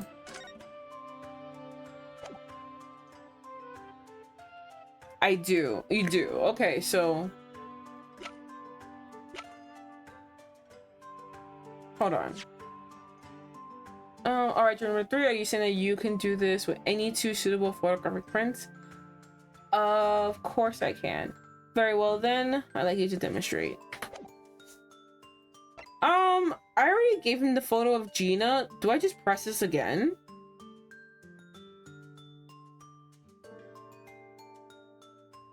Or should I give him this one? I'm confused.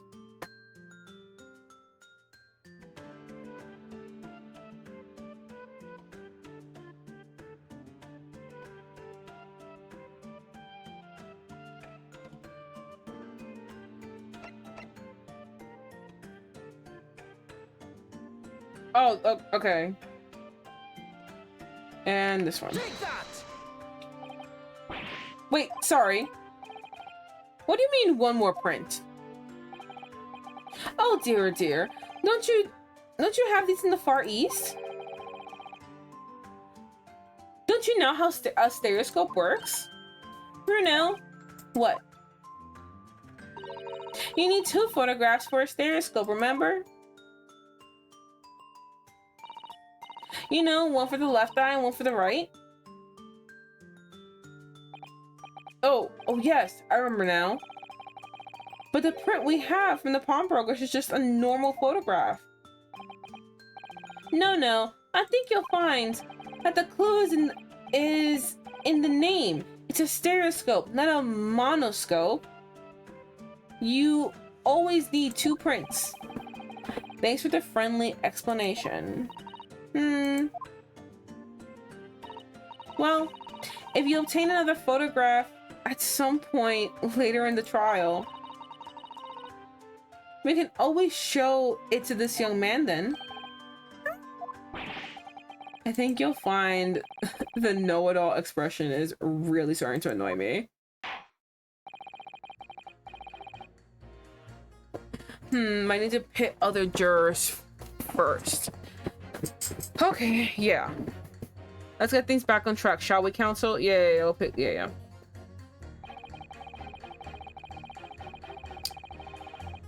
All you need is another shot from a slightly different location, and we can see the scene in 3 dimensions.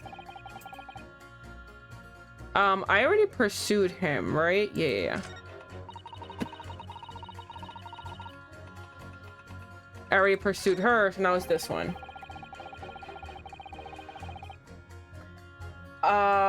In Motherlands, we say never judge by clothes, judge by head. I am convinced brothers are innocent. And let's just press him. Please tell me you're not Vino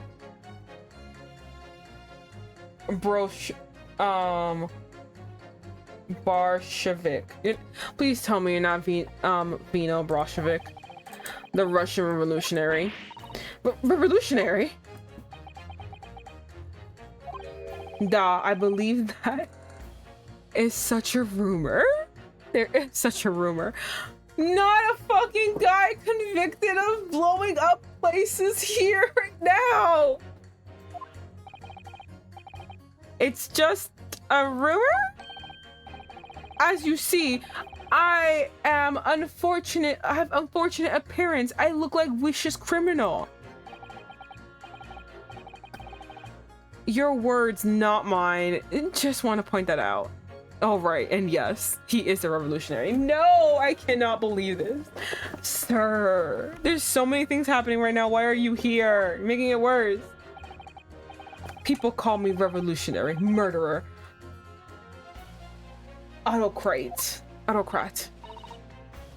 And which glove fits? She is very interested. Not the mouse also reading. Good day. I am visiting London for sightseeing. I would like to take a bus to Crystal Tower, please. Right. I didn't sound staged at all.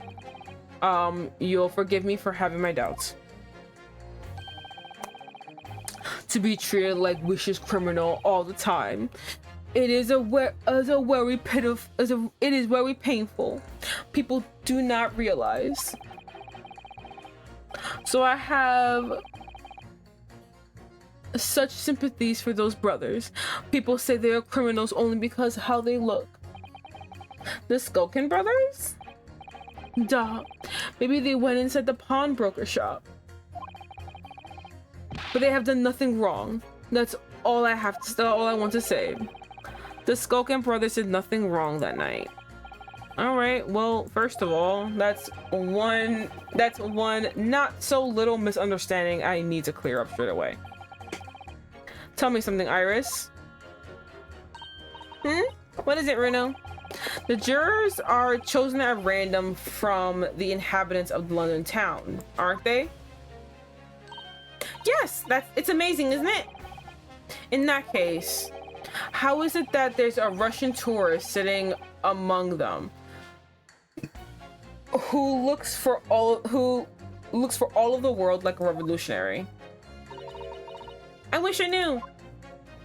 Cool, thank you so much. If I can't change the minds of more than half of the 6 jurors, the trial will be over.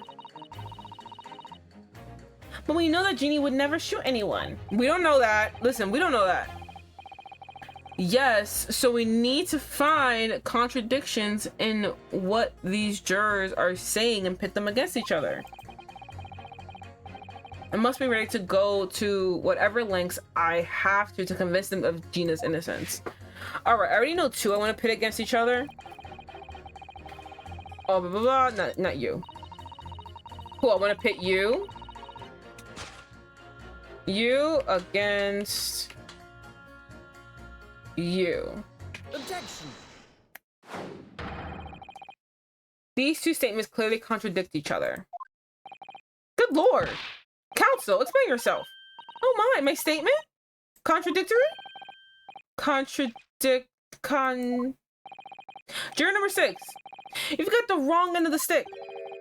I do not have stick. I have mouse. I was like, what's this music? As juror number 2 said earlier, when the Skulkin brothers fled the scene on the night in question, they fired a shot from their revolver. Yes, they shot poor Sholmes in the abdomen. I understand. Surely you're not going to tell the court now that you didn't hear. Abdomen. Sir. Sorry, my English is still learning. You are telling the court you didn't hear.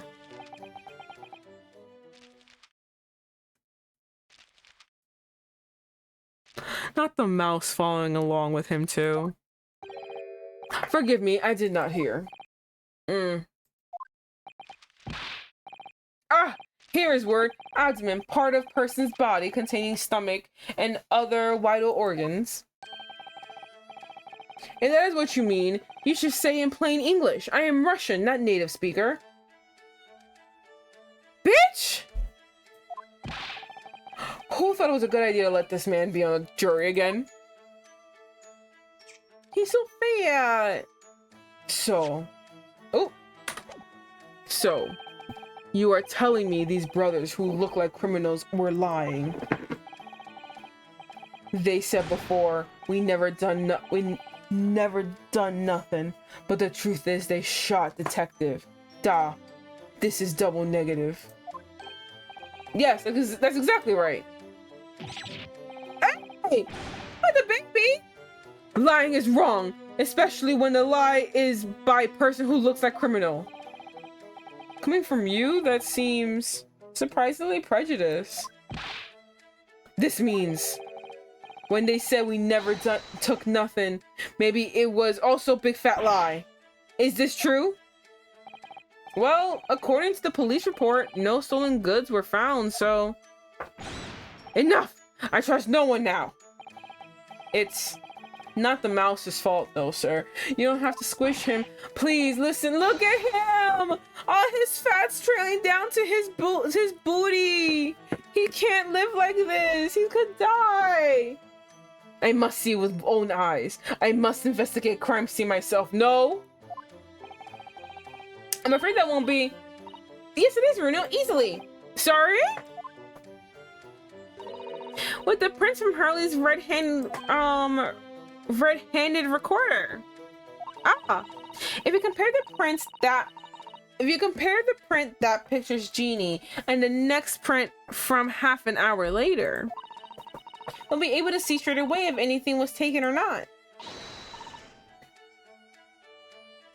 Wait, Cooey, Mr. Prosecutor. Calling on the prosecution in the middle of a summation examination of all times. The print showing the accused threatening the victim after she broke into the shop is this one. Ooh, stone redeemed to hydrate. I do have no water. So actually, I do need to take a break and actually go get some water and like use the bathroom. So give me 1 second, everyone. BRB.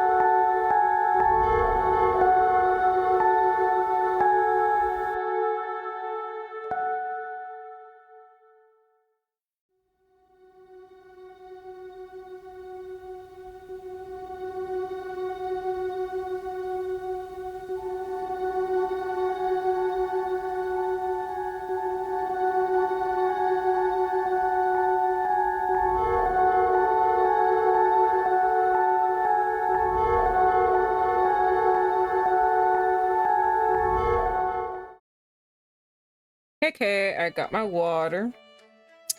Did everything I had to do. Okay, so we're back here. The prints showing the accused threatening the victim after she broke into the shop is this one. Is this a second print or is the first print? Following this, the victim and the accused moved into the storeroom. Meanwhile, the Skulkin brothers entered the shop and thank you for the welcome back. And summarily heard the fatal gunshot ringing out. I know I said that word wrong, but we just have to keep going. I know I'm not going to be able to say it correctly. Sadly, none of these events were captured on film. This is the print produced before the camera half an hour late. This is the print produced by the camera half an hour later after the brothers fled. It seems like everything is still in place. So this was taken after Hurley was shot then. As far as I can tell, nothing has been taken. It does seem to be the case, except for like the lamp breaking. But other than that, nothing, yeah. I can't notice anything that's obviously missing in a second print. So the brothers who look like criminals told only one lie.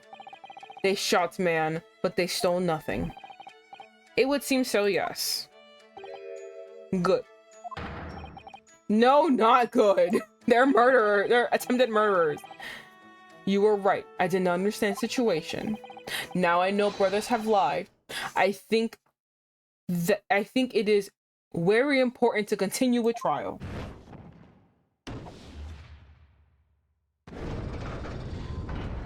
Oh, thank God. Yay! Well done, Bruno! The balance is shifting. Well, it's a start, I suppose. There must be more in what these jurors are saying that I can use to expose the truth. And if I can do that, we just might turn the situation in our favor still. Thank you, counsel. Continue with the summation examination. And kindly hand that new photographic print to the bailiff to be filed as evidence. All right, perfect. So, with that in mind, another print to the court record. I wonder if we might use that. I'm thinking that too. In Lake of Lies are many dead fish. We must find truth. Therefore, I say not guilty verdict. Okay, I can't change the minds of the victims. Okay, blah, blah. We know. Cool. Okay, doing it again.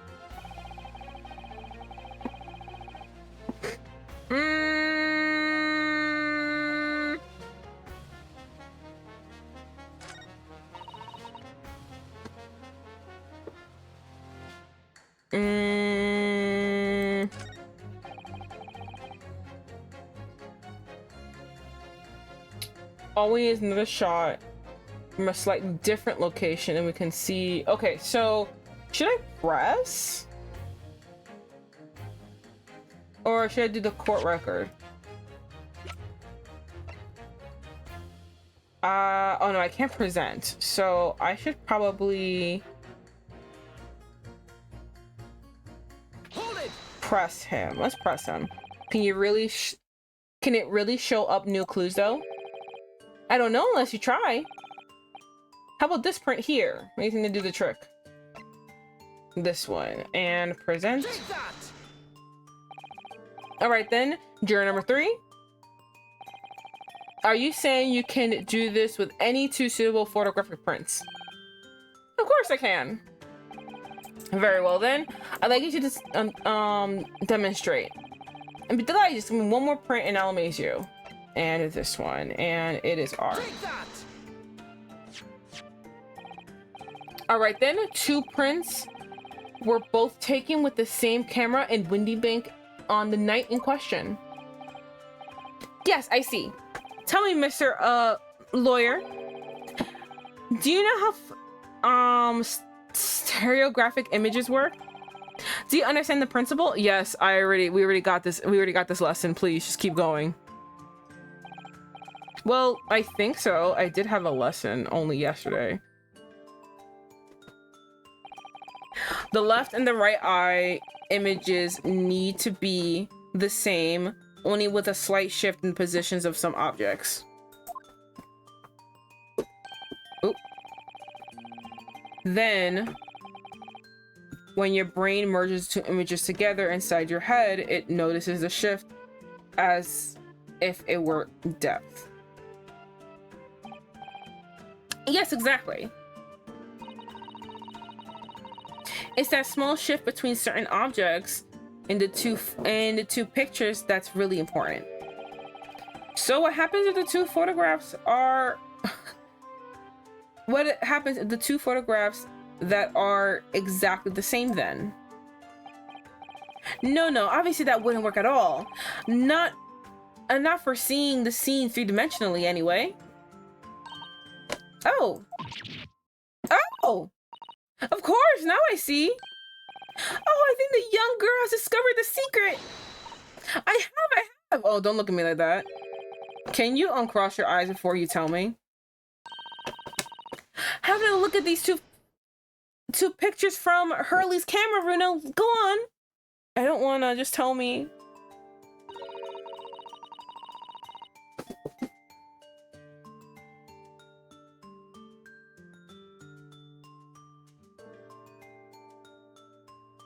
I'm trying to see a difference. What's happening? I mean, other than the lamp, if it's just the lamp, like I know that already. Can you see that there's a really obvious difference between them? Of course there is. There are two people in the first and no people in the second. Well, yes, you can see that straight away. But now, try looking at the picture in 3 dimensions. I don't wanna. Can you guys just tell me? I don't want to cross my eyes. All right, I'll give it a go. So to start with, you have to cross your eyes and then try to make the two photos overlap exactly. I don't want to do. Are they really making this pause for me to do it? I don't want to. Okay, let's see if by crossing my eyes, I can make the quill pens from each picture overlap in the middle. Are they really pausing to make me do it? No, just tell me. Wait. You bitches. Well, did you manage to see it properly? You bitches, you really want me to do it? I don't want to do it. Just tell me. I'm gonna say sure. I don't know what it is though. What's going on with these two pictures?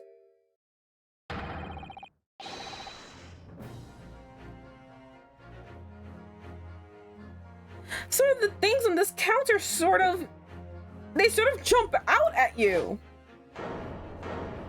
Not all of them. He's like, I'm not crossing my eyes like a fucking idiot. I got a machine right here. Yes. That's it. You see?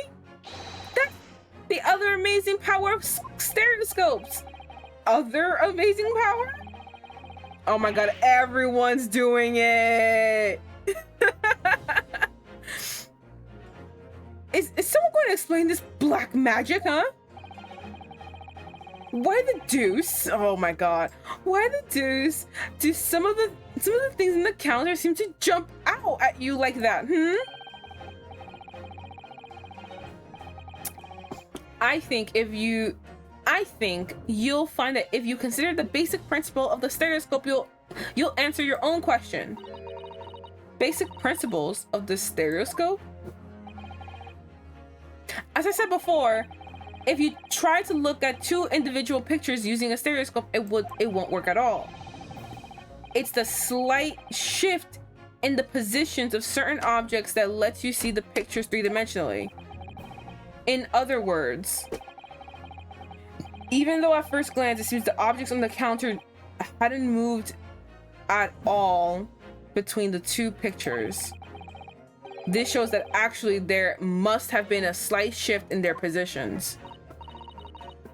Yes, there must have been. No, hold fire there. Sir, hold fire there, sir. Got a reasonable grasp of this whole cross-eyed business now, I say. But why the devil does this shift between the two prints exist in the first place? Well, what's the answer, fellow? Go on. You're the cross-eyed master. I'm not the cross-eyed master. I didn't even cross my eyes. I just let you guys tell me what's happening.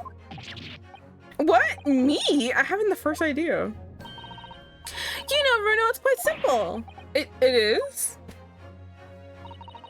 Just think of it through...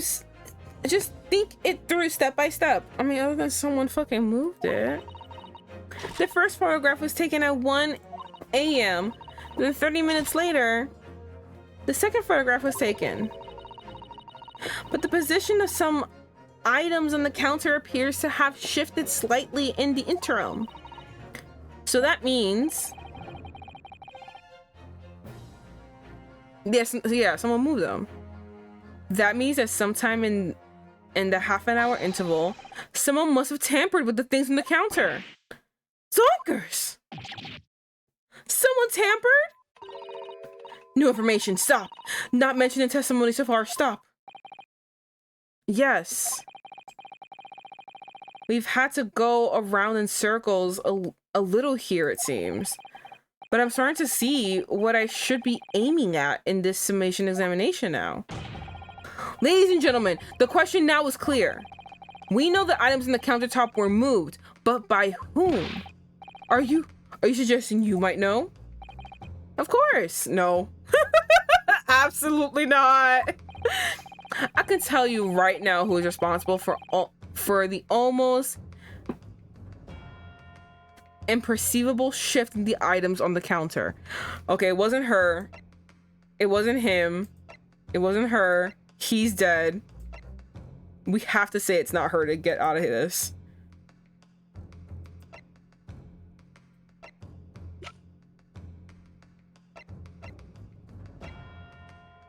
Can't you say the little one is really cute? He's adorable.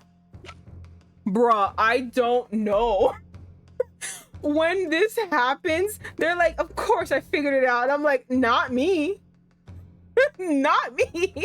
Why do I have to do this? Oh my god, I don't know.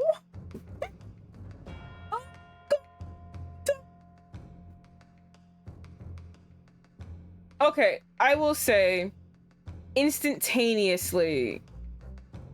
Okay, so within that 30-minute interval, the brothers came in, shot Sholmes, and ran off. So that's within that 30 minutes, right? So that means they weren't there to shift it around. I would assume the cops came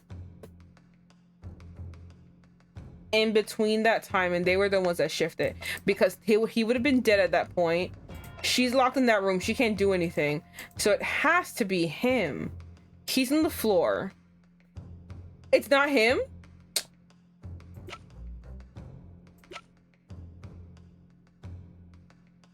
Sholmes was on the floor. Like, it can't be Sholmes.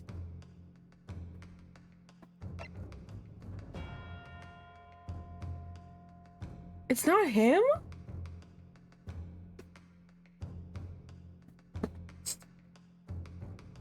Okay, these two are locked in the room within that time.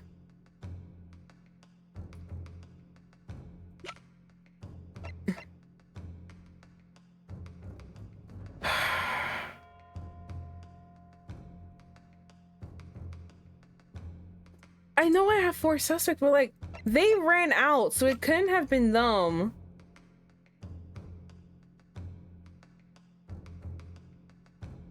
They're locked in the room, so it can't be them. I don't know. It's killing me.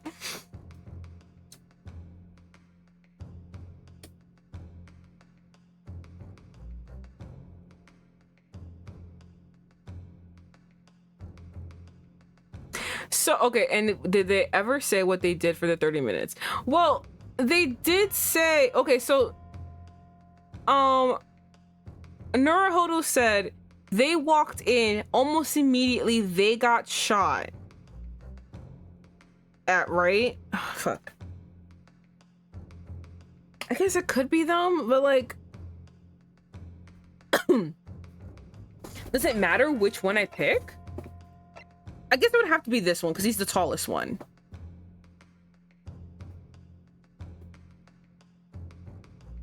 I'm gonna say this one because he's taller, so like he would be able to reach it. Take that! It was the witnesses currently on the stand, the Skulkin brothers. Wait. This does not agree with what the brothers said in the testimony before. They said they did not even have time to pull dukes from Lucy lockets. My paraphrase book says dukes means hands and Lucy lockets means pockets. But is this another lie? Please leave the mouse alone. The mouse did nothing wrong. Is this what you are saying? Yes, I'm afraid so. Well, hold on there a minute. You can't be sure of that. I quite agree. The accused is a common pickpocket after all. It's perfectly possible that she went through the things on the desk to see what she might steal. I think that's unlikely. And why exactly? As you can see from this photographic print, the defendant is pointing a gun at the victim. It would seem as... Wait, who's your learned friend? That's what they call us. It would seem, as my learned friend indicated, that she was coercing Mr. Winniebank to open the storeroom door. In other words, Miss Lestrade's interest lay within the storeroom, not the main shop, giving her no reason to touch anything on the counter. All of which points to one thing. The Skulkin brothers have omitted key facts in their testimony. But the accused is a pickpocket, common gutter trash. Why look any further for the wrongdoer here? Because the Skulkin brothers are thieves, ma'am. No better, in fact worse than a pickpocket. A pick purse. I keep saying pickpocket, pick purse. I believe that these brothers were looking for something in the victim's counter that night. Ladies and gentlemen of the jury, if you would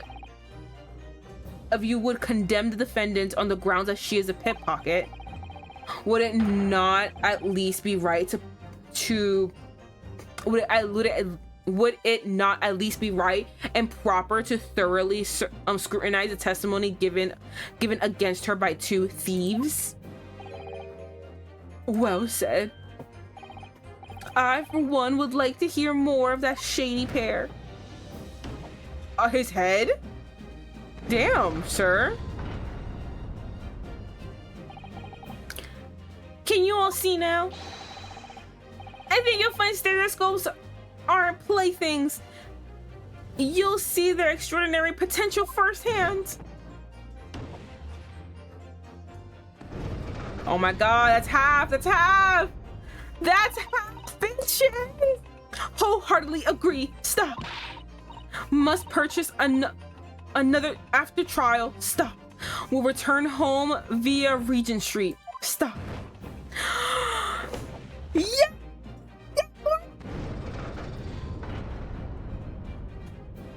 Yeah! Well, it would seem the trial has yet to run its course. The ladies and gentlemen of the jury have declared their inclinations via the mighty scales of justice. I hereby call the summation examination to conclusion with the balance altered into defendant's favor. To lean to guilty or lean to not guilty. Accordingly,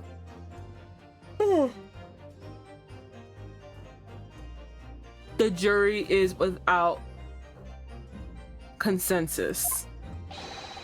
and I order the trial to continue. Yay, well done! Oh, by the way, What?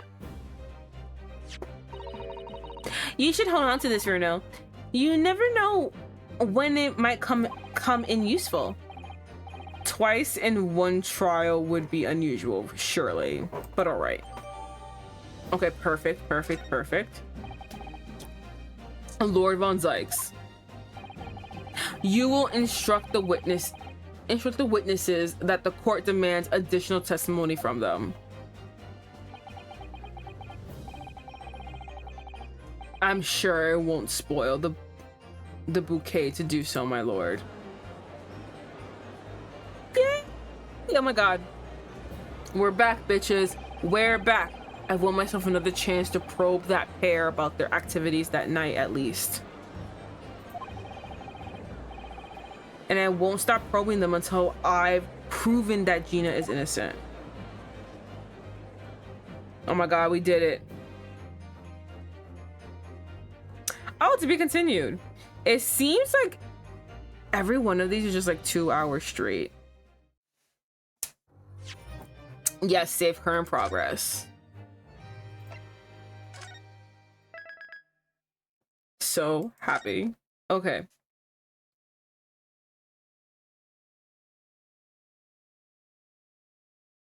You know what? I say we get as far into trial 2 as we can. No, look at him in the corner. Oh, you can't. I'm blocking him. Fuck. I'm so sorry, guys. He's really funny. He's leaning forward very aggressively. Romanosuke is leaning forward very aggressively with his teeth gnarled at Von Zieks. And Von Zieks is there like, whatever. Order, please. Let us resume proceedings. Witnesses, you will now retake the stand. I actually hate doing their voices. I might actually drop the voices soon because I'm getting tired of doing them. It's no fun. I presume you heard of the defense counsel's summation examination. And they were in the corner. Oh, yeah, Governor. I did, Gov, I did. Mr. and Mr. Skulkin. Mr. and Mr. This is going to be hard work. Early in this trial, you gave the following testimony about your actions after you enter Windy Banks.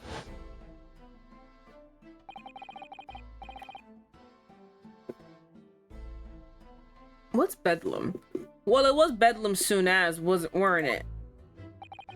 It was, Nash, it was. Didn't even have time to pull me dukes out of my Lucy lockets. I knew that Lucy lockets meant pockets because of context clues, but I cannot understand who decided, hey, I'm gonna make a new word, a new phrase for pockets, and I'm gonna call them Lucy lockets. Like, who thought that? Who sat there and was like, pockets is just so passe. We should do a no name. Lucy lockets. A longer name than just saying pockets. However, that was a lie. You brothers. God bless me. On the night in question, you rifled through the items in the victim's counter. We've done nothing of the sort. How'd you figure that out? No, my God, he did not just give it away. Not the little one constantly giving up their fucking place. Okay, hold on. If I gotta stand. Honestly, would love a standing desk, but unfortunately, I must stand on my own. No standing desk. I must look down. Can't believe he said that. I can't believe he outed them, bruh. Stone has redeemed us, stretch. It's a good thing I'm standing too. Oof, I really needed this. Hunched over while doing laundry all day. Ooh, crazy.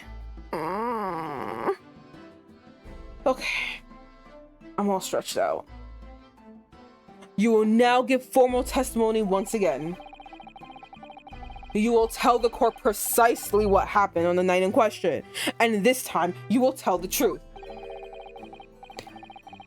He's just been nursing that cup. At least it's not breaking, so like, you know, that's a plus. Each lie that passes your lips serves to increase the severity of your punishment. Damn it! I should have made a thing about crushing it or not. He crushed it. And that, gentleman, may deal a crushing blow to your chance of ever seeing the light of day again. Well, guys,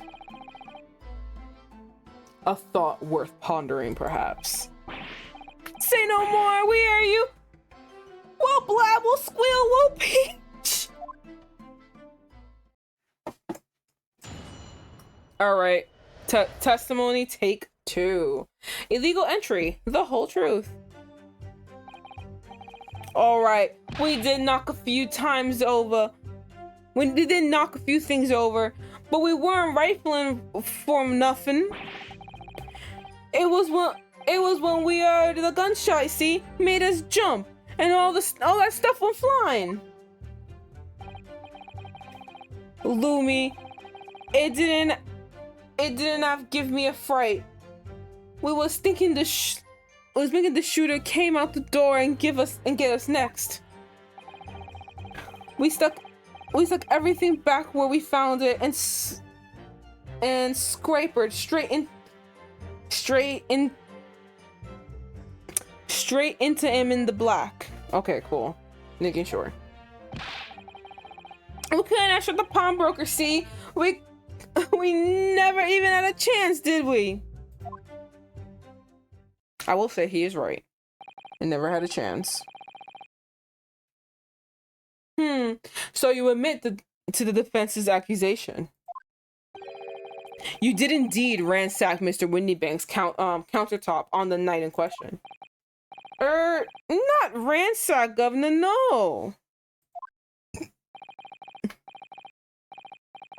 That's right, Nash, that's right. It's more like we tidied it up. Yeah. Yo, Van Zieks is fucking having a field day. He is not okay. Oh, sorry. He is not okay. By their own admission, these brothers entered the pawnbrokery under dubious circumstances. However, they panicked and fled on hearing the gunshot, having first made good their mess. The way you say it, we hardly sound like roughs at all. We don't, Nash, we don't. Can it make us sound a little bit more cutthroat? Like we don't sound tough when you say it that way. We sound like little bitches. Come on, make us sound good. It can't just be coincidence that these men showed up at Windybanks that night. There's more to their testimony that meets the eye. I'm sure of it. And we just keep coming back to fucking Gregson. All right, cross-examination. Here we go. All right, we did knock a few things over, but we weren't rifling for nothing. All right, press. If that's the case, then why didn't you testify to that effect in the first place? Well, you know, we ain't exactly squeaky clean, are we? Wait, Nash, we ain't. If we admit to something like that, people will think that we was up to no good. Well said, Ringo. Me old China, I guess. We only land ourselves in even more trouble. And in fact now, as a result of lying in your previous testimony, that's exactly what you've done, landing yourself in even more trouble. Oh, well, Rotten luck. Says the rotten apple eater.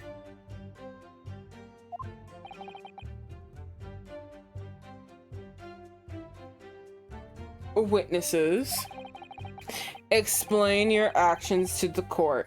Why did you ransack the victim's counter? We never ransacked nothing.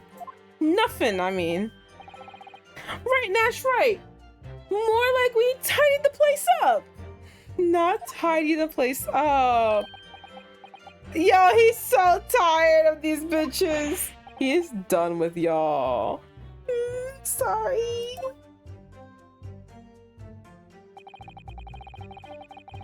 It was when we heard the gunshot, see? Made us jump and all the stuff went flying. Hold it!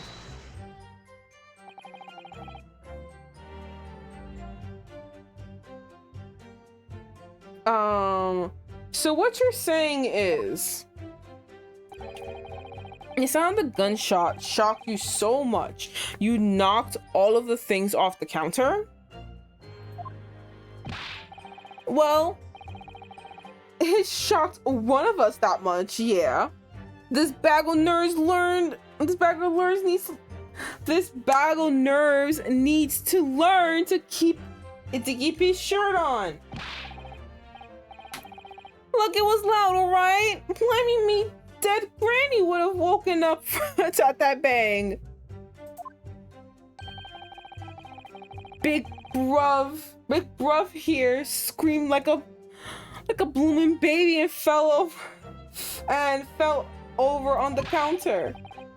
He knocked over the load of books and candlestick and some skull and whatnot. It got tangled in some... Oh my god. Oh my god, this word is literally... I know this word. Marionette, there you go. It got tangled in some sort of marionette. What knocked over the picture frame? What knocked them scales to the floor? You really mastered working quietly then. Listen, they can't help themselves. What a racket! My granny would have been scared back into her grave with the clatter like that. So in short, the gunshot took you by surprise. And that's some... Is that right? Oh! I mean, it was quiet as a mouse, and then all of a sudden, bam! What? What's happening here? Gregson, what the fuck's going on? Inspector Gregson, do you have something to add? Like I keep saying, I don't appreciate being lumped in with these scoundrels. Yes, I know, but like, come on. No, something to add about their testimony. You seem to react just now to what Mr. Skulkin said. What was he said exactly? I forgot. Did it make you think of something?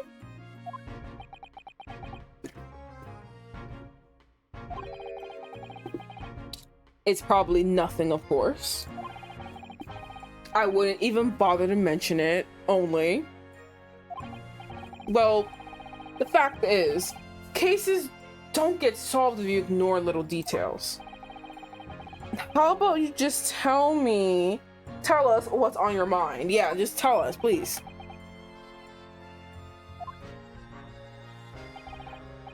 As you know, we brought these fellas into the yard for questioning last night. And the statement they gave then told a slightly different story of what they're saying now. Interesting! You motherfuckers. Oh, did it? You claimed you heard the victim shout something out before the gunshot. Might have, Gov, might have. Does ring a bell now you mention it. Granted, it's only a minor detail, but still. I can't help feeling like perhaps you've been a bit sloppy with your testimony here, huh, fellas? If I discover the witness's testimony has been any more sloppy than it has hitherto. If I discover the witness's testimony has been any more sloppy than it has hitherto proven to be, I shall be forced to bring the very harshest punishment to bear against them. Take him out, Grandpa. Let's go, Santa. We'll get it right this time. That's it. Yep. It all's coming back to me now. God, you guys lie so much. Then speak. Supplement your testimony with whatever details have miraculously returned to your questionable minds, sirs. Right. You are, Gov. God, these guys suck. Just for the gunshot, we heard a voice yelling out, "Give me that gun!" Hold it! Okay, well, so in fact, you heard the voice and a gunshot almost simultaneously.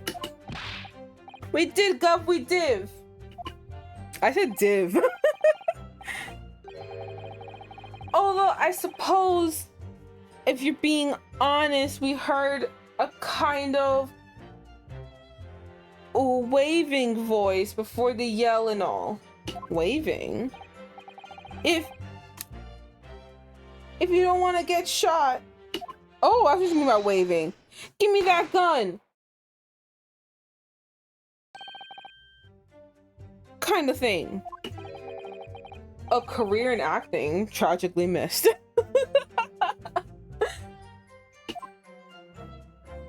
Actors don't get paid a lot during this time. It's actually really sad. And where were the voices coming from? Could you tell? Of course we could. From the other side of the door, behind the counter it was. From the storeroom where the victim was found dead.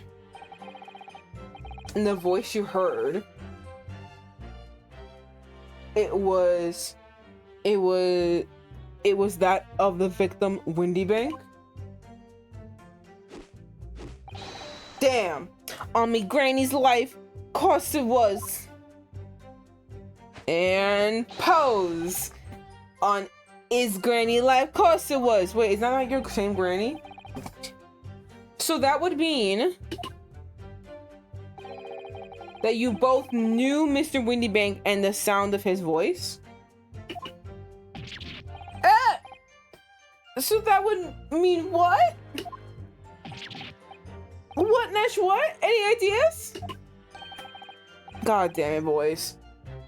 Yes, Council, indeed it would. They don't know. They don't know whose voice said who. No, whose voice said what. No. We didn't know the geezer. How am I supposed to deny it when the bloke and all the fancy cop are giving us the evil eye? They show him fucking pissed. Oh no. Oh, Van Zieks. They're lying because they're afraid of you, but they keep getting caught in the lie and you get angrier. If you value your lives, you will ensure your testimony is accurate and true. On me granny's life it is. On his granny's life it must be. It's a good job his granny's dead. Thank God. To summarize then, immediately after hearing the voice of the victim, you then hear the gunshot, causing you to stumble and upset the items on the counter, scattering them over the shop floor. Yeah, made it sound like we're clumsy. Yeah, and you made it sound like we're clumsy, because you are. Don't forget, we tied it up after like good little boys. Oh my god, didn't I say I'm a good little boy?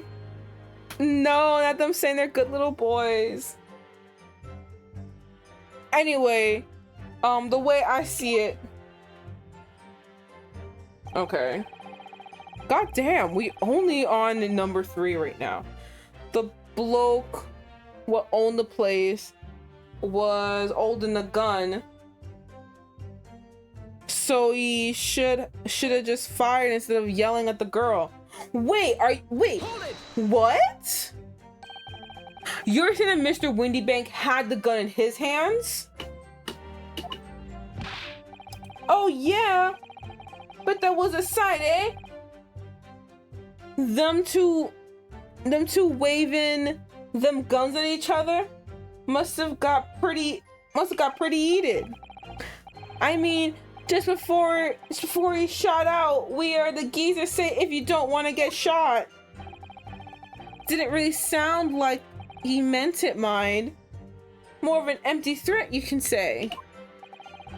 Mr. Windybank was known to keep a revolver in his shop counter at all times. People say that to protect the articles in his keeping, he'd readily put the bullet in someone's head if required. That someone being himself, of course.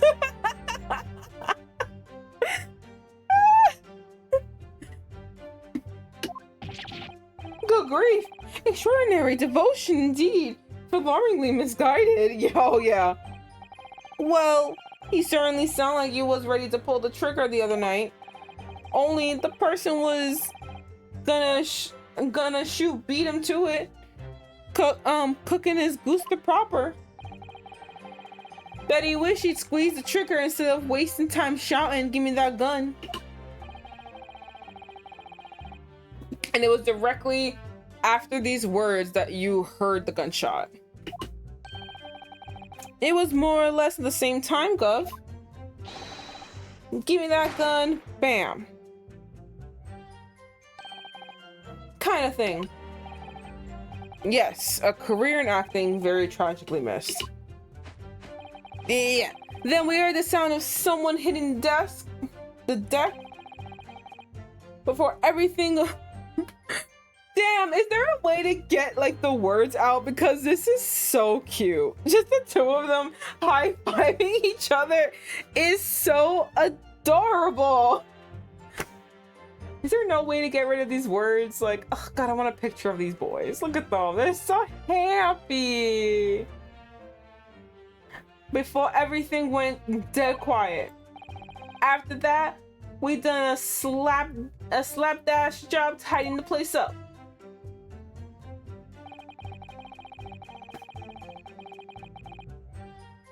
Lumi, it didn't have give me a fright. We was thinking the shooter came out the door and get us next. Hold it! So you didn't try to open the storeroom door then? Not in your life. Thank you. Fuck you, Van Zieks. It went deadly quiet after that. It did. Put the wind right up me. But anyway, the door was locked, wasn't it? No way it was open. Yes, of course. It was locked from the inside, or so we've been led to believe. It was, Gov, it was. From the inside. Right? So we had no way of knowing what was going on in there, did we? Unless there was some other way to get a view of the inside of the storeroom. Like through a keyhole or a spy hole, perhaps. Don't ring no bells. Don't light no lights. They are so fucking cute. We had to cut and run before we noticed anything like that. We're still cutting our teeth of this game, see? But one day, Bam! Well, really cut the mustard. Braxton! Please cut it out.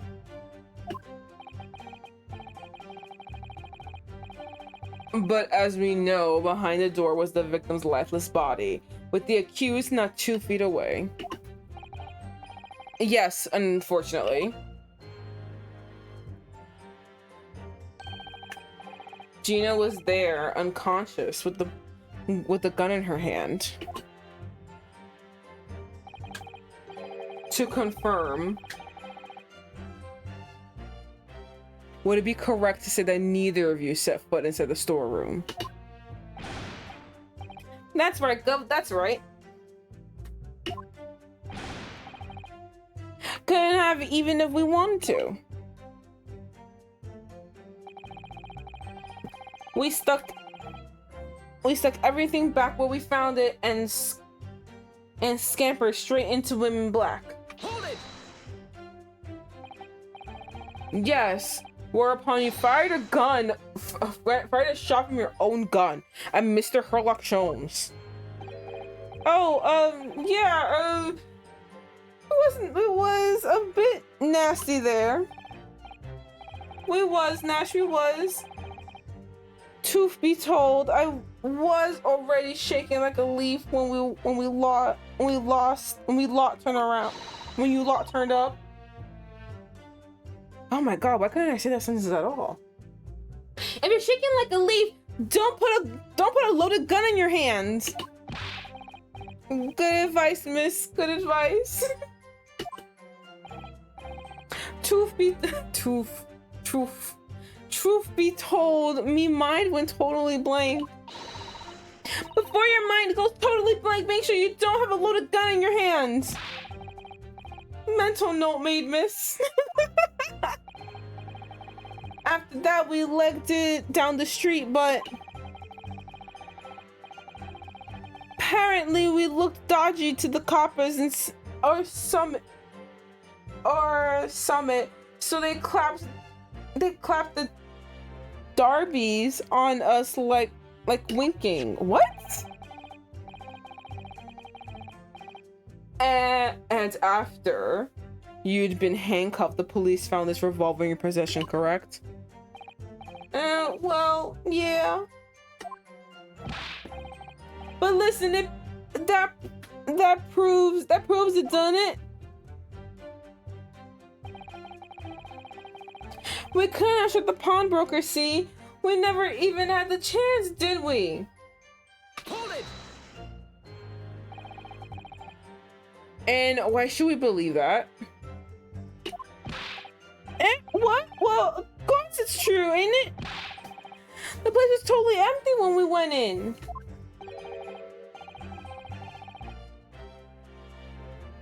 At that time, the victim was already in the storeroom, having been forced to open the door by the accused, who had the gun at his head.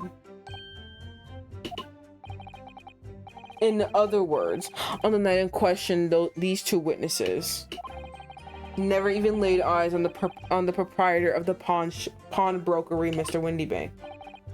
Correct. You got it, mister.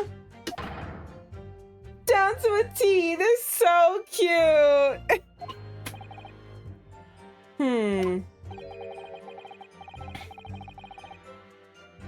So the Skulkin brothers never actually encountered Windybank.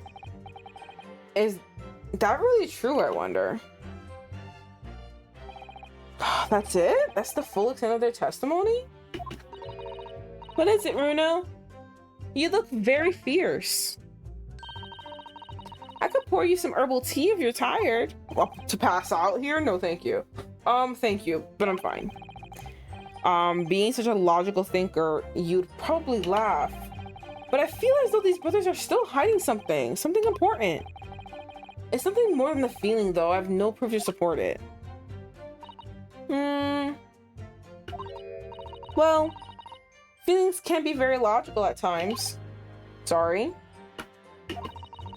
People's expressions, the movement of their eyes, the words they choose. then you can take all of that in, and your brain will quickly analyze it to come up with a feeling like you described. You've concluded that there's something suspicious about the testimony without knowing why, after all. I think you should trust your instincts. Iris, thank you. Sometimes I think if she's 10 years old, I must be 5. Well, I fell asleep in my chair, so I'll take that as time for bed. Okay, Stone, thank you for dropping by. I feel like the cold has been making everyone sleepy because I'm also being like, sleep sounds like a good idea right now. But have a nice night, Stone. Have a good night's sleep. All right, let's just try to figure out what's going on here, and I think we can end it there. Even though I started fucking trial 2, being like, let's do this. Okay. All right, we did knock a few things over. I think I need to hear. Okay, let me see. Let me look at the. Okay, all right, we did knock a few things over, but we weren't ruffling through for nothing. Just before that, we heard a gunshot. Grab that gun. The bloke who owned the place was holding the gun. Huh. So we should have just fought. Okay, hold on. But I don't want to present this. It might prove bad for my case. Presenting the picture. The bloke who owned the place was holding the gun, so we should have... Hold on.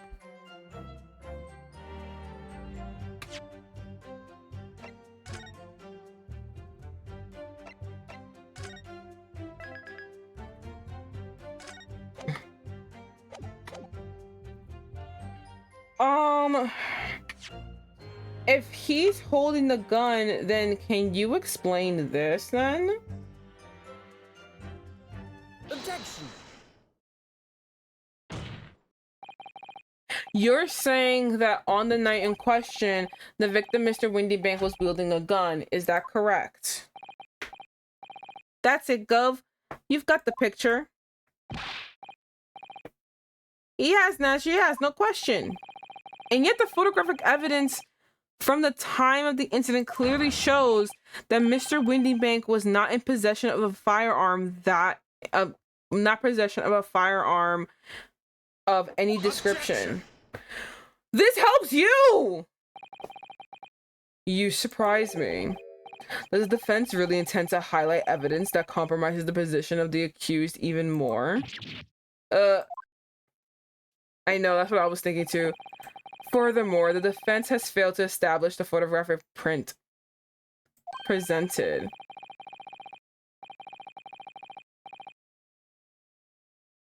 Whoa, wait, what?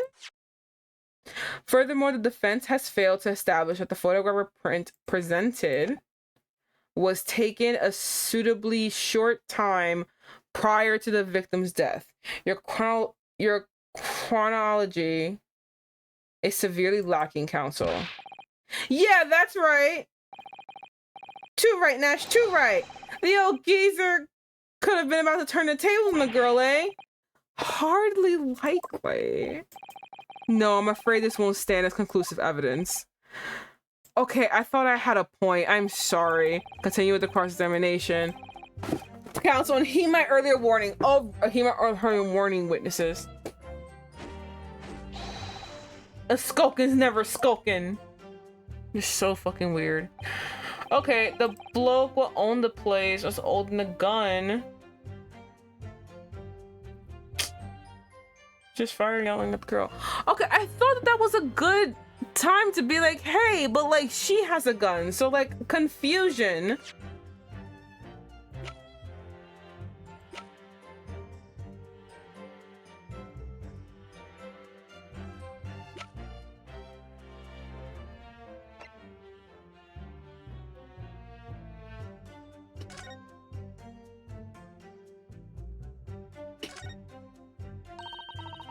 You have to pop your 2 prints in here to start, you see. And then when you look through the eye pieces, you can see the image in 3 dimensions. The important thing to get right is to position the 2 prints. I don't know who came up with the idea of a stereoscope, but it's really quite fascinating.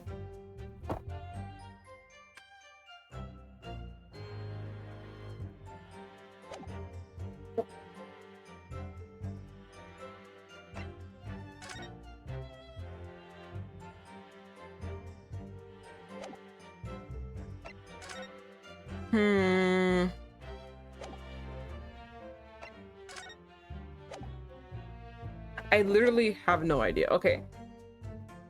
I swear that would help. At least do something. Okay, hold on. Lumi didn't have give me a fright. We was thinking the shooter would come out the door and get us next. We stuck everything back when we found it and scampered straight into M in Black. We couldn't have shut the pawnbroker. See, we never even had a chance, did we? I don't know what to say.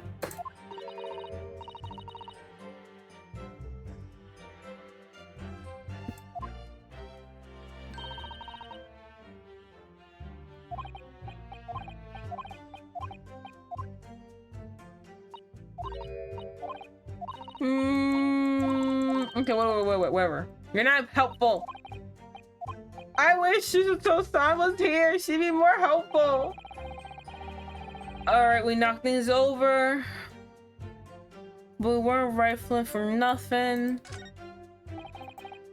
With a gunshot, we heard a voice yell, "Give me that gun." The bloke who owned the place was holding a gun. So okay, but I feel like there's something here, but I just don't know what the fuck it is. Like, is it not this picture?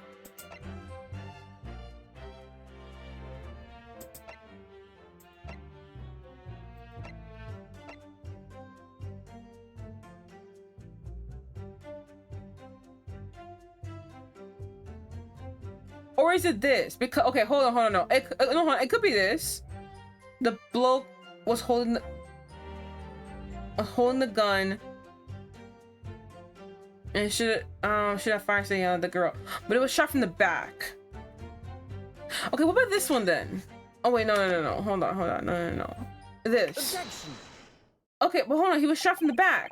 So you're saying that on the night in question, the victim, Mr. Windybank, was wielding a gun. Is that correct? That's right, Gov. We've got the picture. He has that. She has. No question. And yet, photographic evidence obtained immediately after the incident clearly shows that Mr. Windybank was not holding a firearm of any description. Okay, here we go. The music told me I'm doing good. You what? You guys keep lying. Gordon Bennett, that ain't right. Who's Gordon Bennett? Objection. What? There can be no question that the victim's revolver was used in the incident. I would remind the court that Mr. Windybank's gun was found at the scene. Not only was it identified as the murder weapon, but it was found in the accused's hand. Yeah, that mole tooler used the victim's own gun to finish him off. Give me that gun, bam. Kind of thing. Stay exactly where you are right there. If the crime had taken place as you so colorfully described in your testimony, it would give rise to an undeniable and significant inconsistency in the final moments you just acted out. Goodness, are you sure, counsel? You intrigue me, my learned friend. But let's see some evidence to support your claim.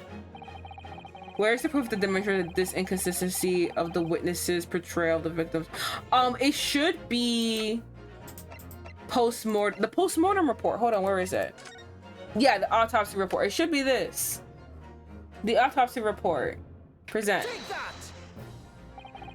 According to their testimony, the witness claimed to have heard the shot of "Give me the gun" followed by a gunshot.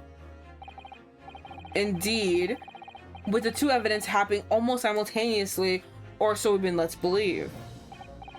Yes, that's right. Now, if that testimony is true, it will mean that the moment of death, the victim and the attacker would have been facing each other. However, in the autopsy report, it clearly states that the victim died instantly after being shot from behind. So, as I stated before, there is an undeniable inconsistency in your testimony, Mr. and Mr. Skulkin.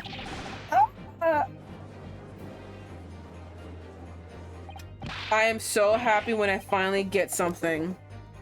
But it's a God's honest truth. It is that shit is when he was shot that night.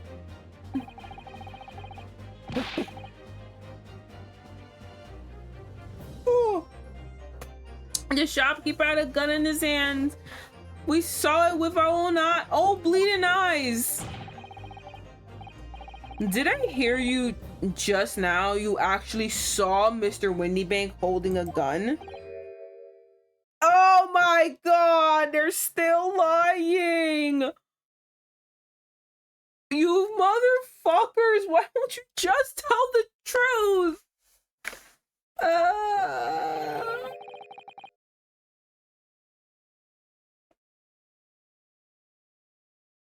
Assume it like that would have slipped out. Wait, hold on, what they say?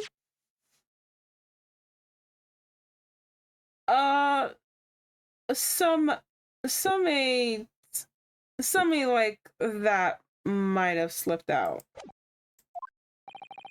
Ladies and gentlemen, you have all just heard the admission by these two witnesses that on the night in question, they actually saw with their own eyes the victim wielding a gun. Which can only mean that despite your testimony to the contrary, the Skulkin brothers must have encountered the victim in court. No, the victim in person. Ooh, I'm itchy.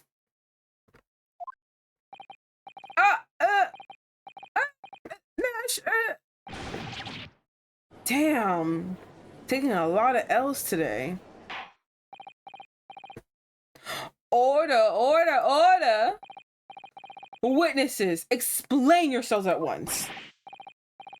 Well, the thing is, it weren't supposed to,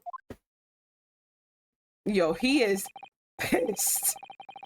It would seem that my previous warning fell on deaf ears. I made it quite clear that false witness will be the death of you. And he can do it. Trust me, he can do it. Am I to understand that you replace the untruths of your original statement, with the original testimony, with renewed ones? Ever so sloppy, Governor. Truth is, see, we cut it out, Nash, cut it out. If we blab, you know what it'll do to us. Who? He? McGilda's not dead.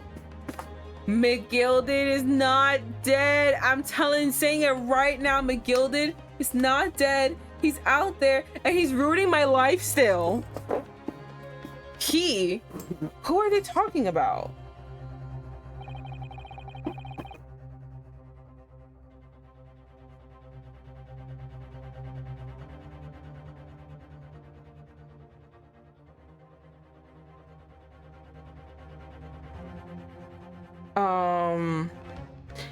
Let me make your position here perfectly clear. You will talk. There is no other option available to you. Bruv, come on, the game's up. But you'll have our guts for Carter's. In case it hasn't quite sink in yet. No matter how hard you try to hide it, the truth will come out. On the night in question, it is now apparent that you brothers met face to face with the victim. I demand that you testify again and explain the precise circumstances under which this meeting took place. Well, do we have to? Yes! On pain of death. I suggest you make yourselves fully aware that this is your very last chance to tell the truth. God damn it. Yo, again? Oh my god, again, we're doing this again.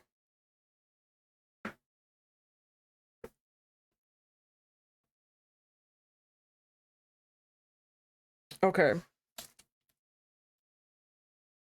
We're going to hear the testimony. Actually, no. I'm actually really tired.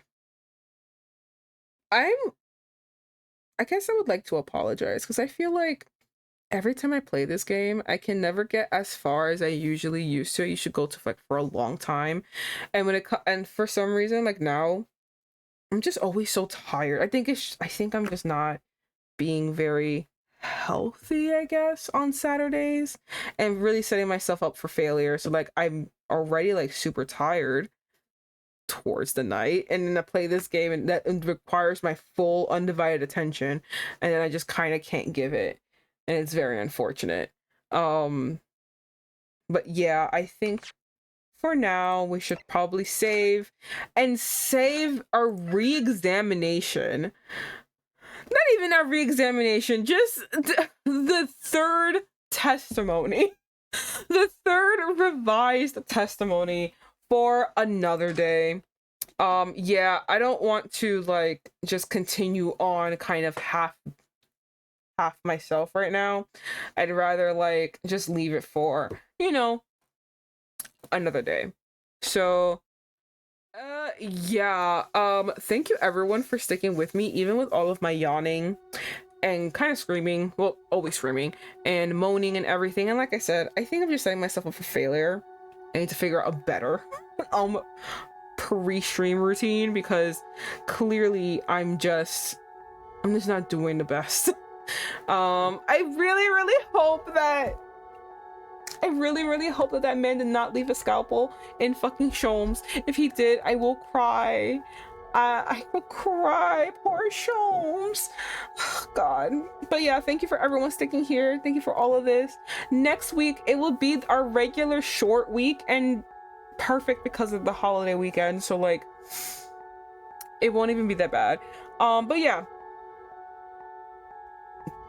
Just the general thank yous I would just keep saying. But yeah, so I will see you guys next week for a very short week of just gaming and finishing up Little Goody Two Shoes and getting all of the 3 endings and seeing where that takes us. All right guys, I will see you later. Goodbye.